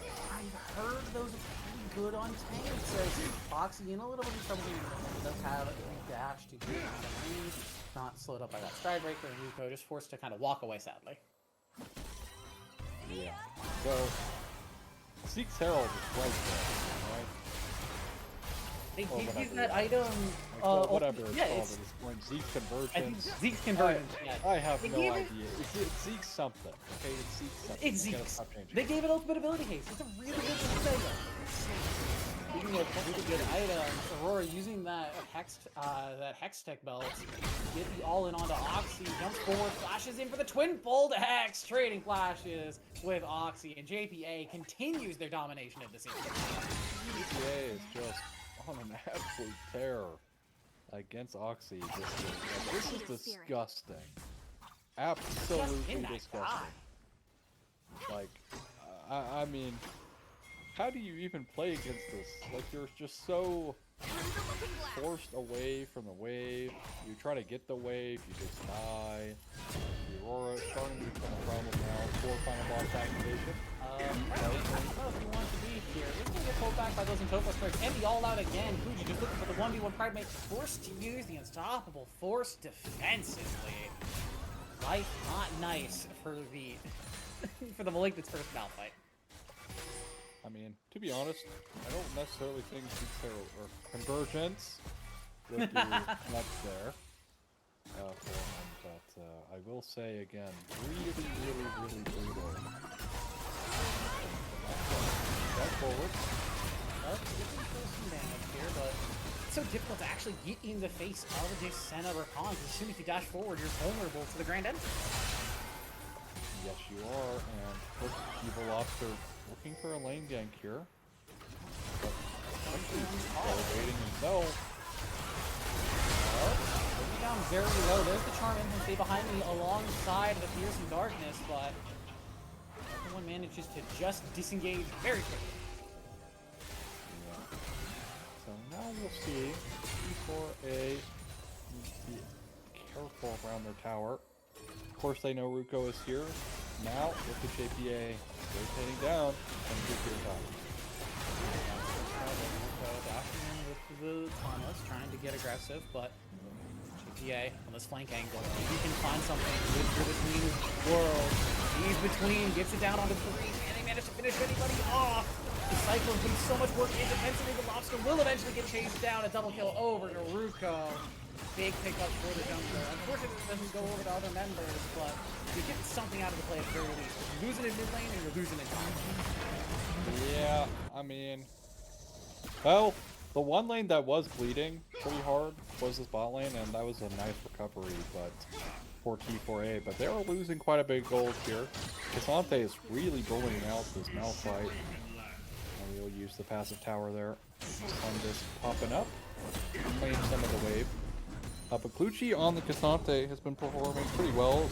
You know, despite some of his deaths, it's silly deaths, but doesn't really matter all that much when you can be Cassante fully out to laner and be at gold despite it. JPA and Ruko trying to punish this, but Cassante with Ghost kind of difficult to gank. He wants to try and turn it around as Oxy's in the backline with him. JPA maybe has overstepped, is now stuck in a 1v2, make that a 1v3 as Evil Lobster comes through. T4A punished on the side lane. They will pick up Fuji at the very least to make it a top for mid trade, but Now it feels like GPA has been the more impactful member. Bubs now dashing over the wall, looking for the all-in. The ultimate only finds one with Stay Behind Me, hitting that Wukong clone. But it is the turnaround from T4A. Oxy just not able to do enough with the Emperor's Divide. Big turnaround from them, manages to come through. T4A kind of, they kind of feel like they're in control of this game. Herald being started here for final boss activation. Might give over soul points though. Now granted, Fintech Soul, not necessarily the best of all of the souls, but it's still a soul nonetheless. And in fact, having this conversation with one Yamato Cannon, had a nice little friendly debate and just chat about this. I've come to the conclusion that, in fact, Mountain Soul is actually not a good soul. So... Yeah, I think people talk about Fintech Soul being the weakest, but I honestly do think it's probably Mountain Soul. Fight's starting to break out here. GPA looking for some poke damage, trying to get the burst through onto the backline, but get too much done without burning that ultimate, but it's a big engage tool to use. In the meantime, T4A just continuing to stack up these dragons, looking for third Fintech dragon, but how much are you going to lose in the meantime as they lost priority on mid lane here? That Rift Herald is going to get some work done. But now it's a matter of Evil Lobster trying to find his way out. Clones over the wall. This of course will find him invisibly. Pridemate predicts it and takes him down. Well, Pridemate with the great ultimate there. Oxy has another tower here. I don't think you want to take this one. Emperor's Divide to bring him back into tower range. Not tanking the turret though. One more shot doesn't do it. Ruko able to sustain through, and now GPA can look for a play here, but I think with the Azir turret there, just a little too risky. Yeah. Ooh, Quickness, grand entrance. They are looking for Pridemate. Fuji doesn't manage to get the Pathmaker, but gets the Intopo strikes in, and now the all-out back. No flash, no ultimate available for the Malphite. This is just one dead man, and shutdown gold over to the Cassandra. Oro's definitely been a highlight here for final boss activation on the Rakan.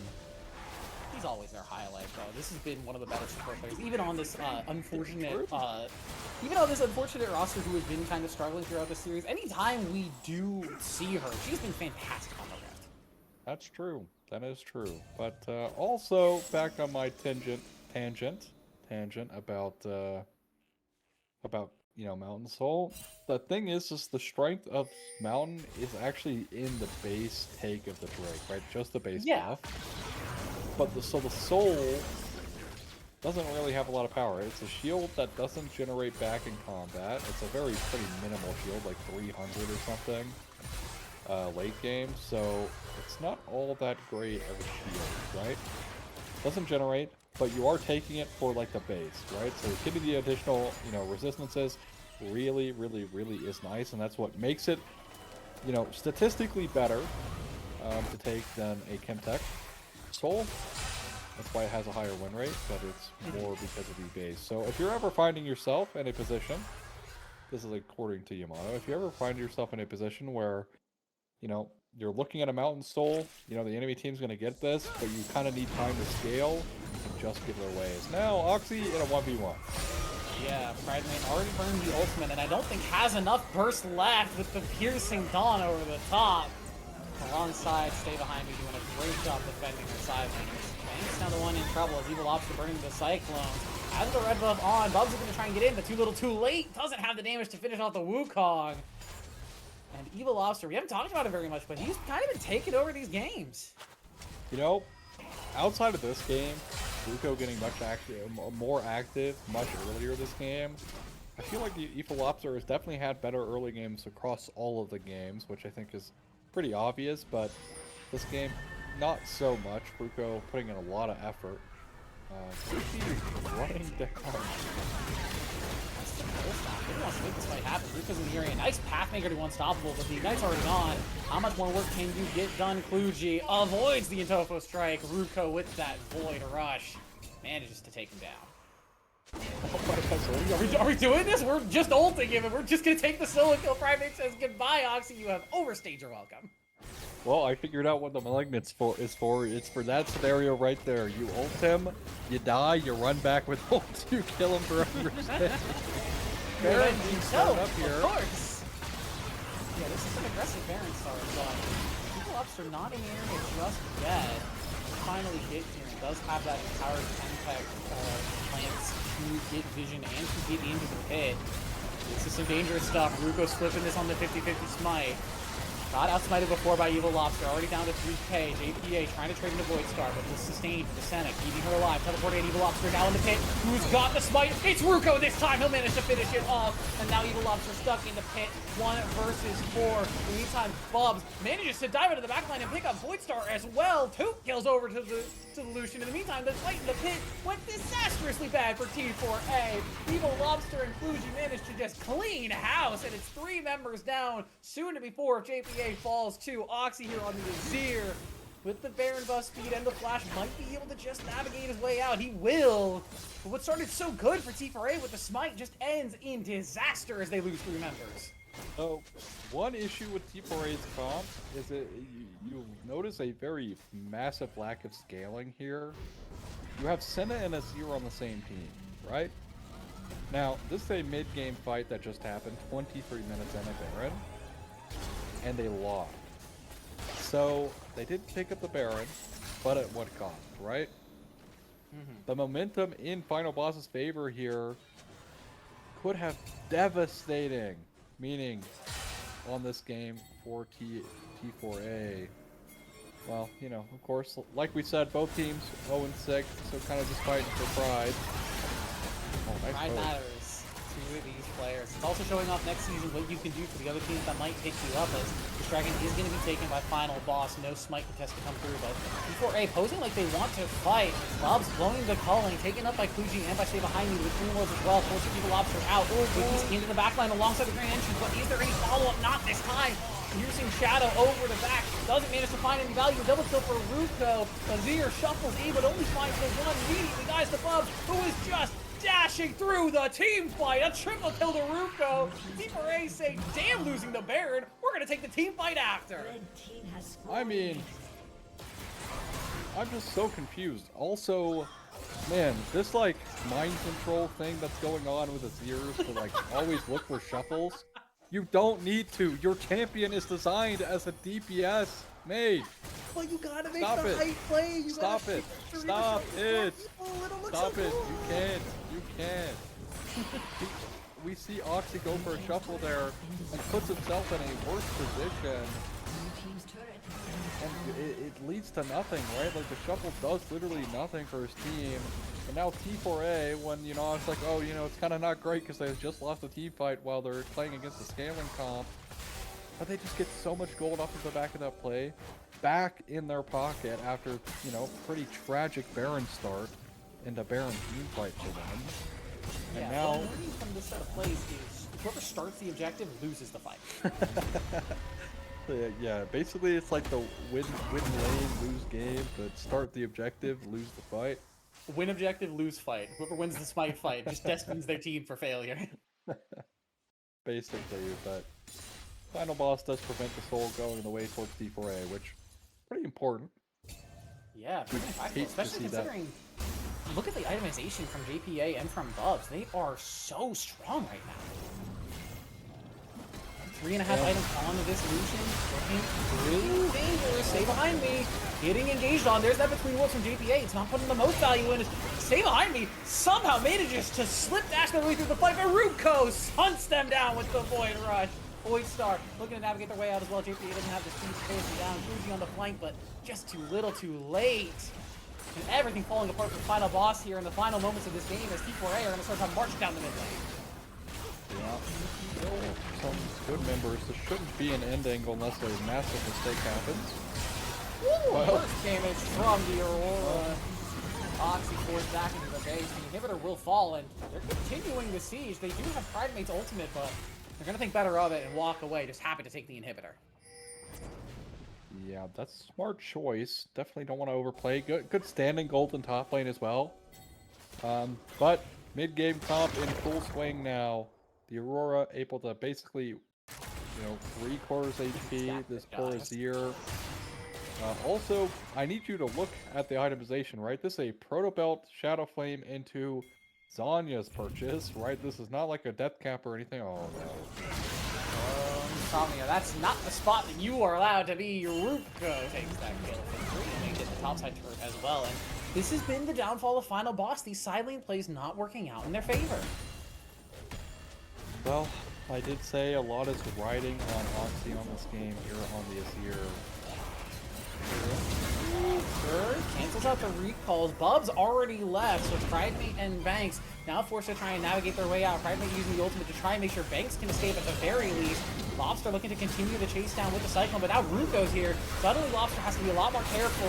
Wood's trying to stand behind me, looking for the re-engage, but Bubs has now re-entered the fight as well. Dawning Shadow over the top, gets plenty of shielding down, plenty of sustain. But where's the damage follow-up? How much can they do? Fuji in the front line, but just eats a chunk of his health bar to try and Pathmaker in. Ruko canceled out by a great Grand Entrance to stay behind me, managing to kite their way out. Evil Lobster taking under half HP Pridemate, waiting on that ultimate cooldown, but it's still halfway there and still needs more time. 4v4 in this top lane, but in the meantime, check on the mini-map. JPA in the bottom lane, he's just pushing. Insomnia can't handle him in the fight, and now they can't handle the top lane fight either. Final Boss are just on the run. T4A winning on both sides of the map. JPA now looking for a potential flank angle, has the ultimate, has Ignite, has Flash. He's gonna make something happen here, but is immediately turned on, misses everything, has to flash away. A disaster for him. What looked like the highlight play of his career ends up being just a flash out.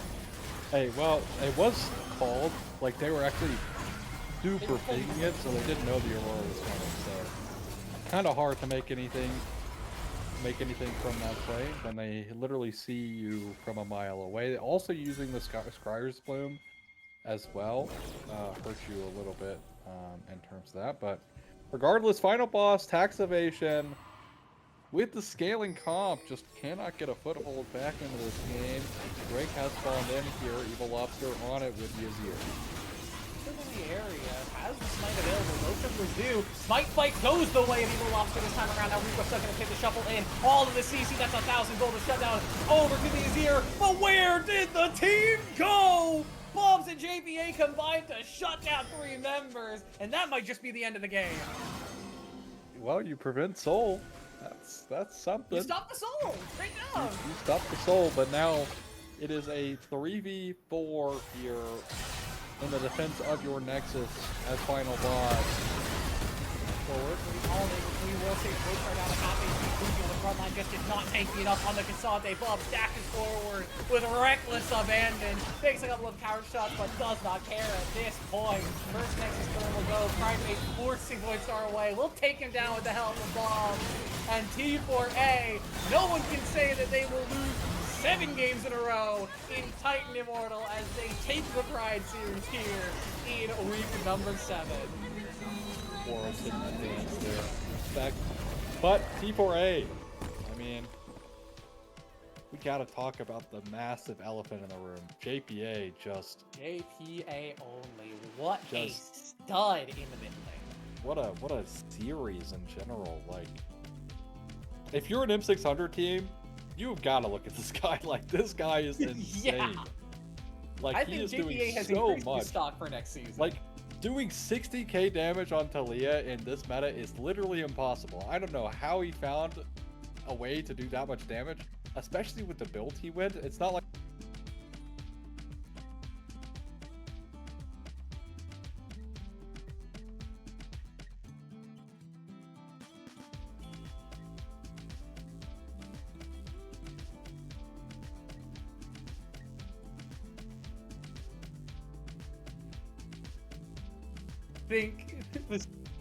No, Discord also died for us, don't worry. Discord ended up crashing there. Sorry, you guys, but the series is already over. We were continuing to glaze JPA. Thank you so much for joining us for this absolute cinema series, as Ozzy so frankly put it. We appreciate you all for being here. I've been looking pretty. That's been Ozzy below me. Golden and Kirimosa, our observer and producer, making sure things run as smoothly as possible behind the scenes. We appreciate you all for being here again, and we will see you next week for more Titan Immortal action. Have a good night.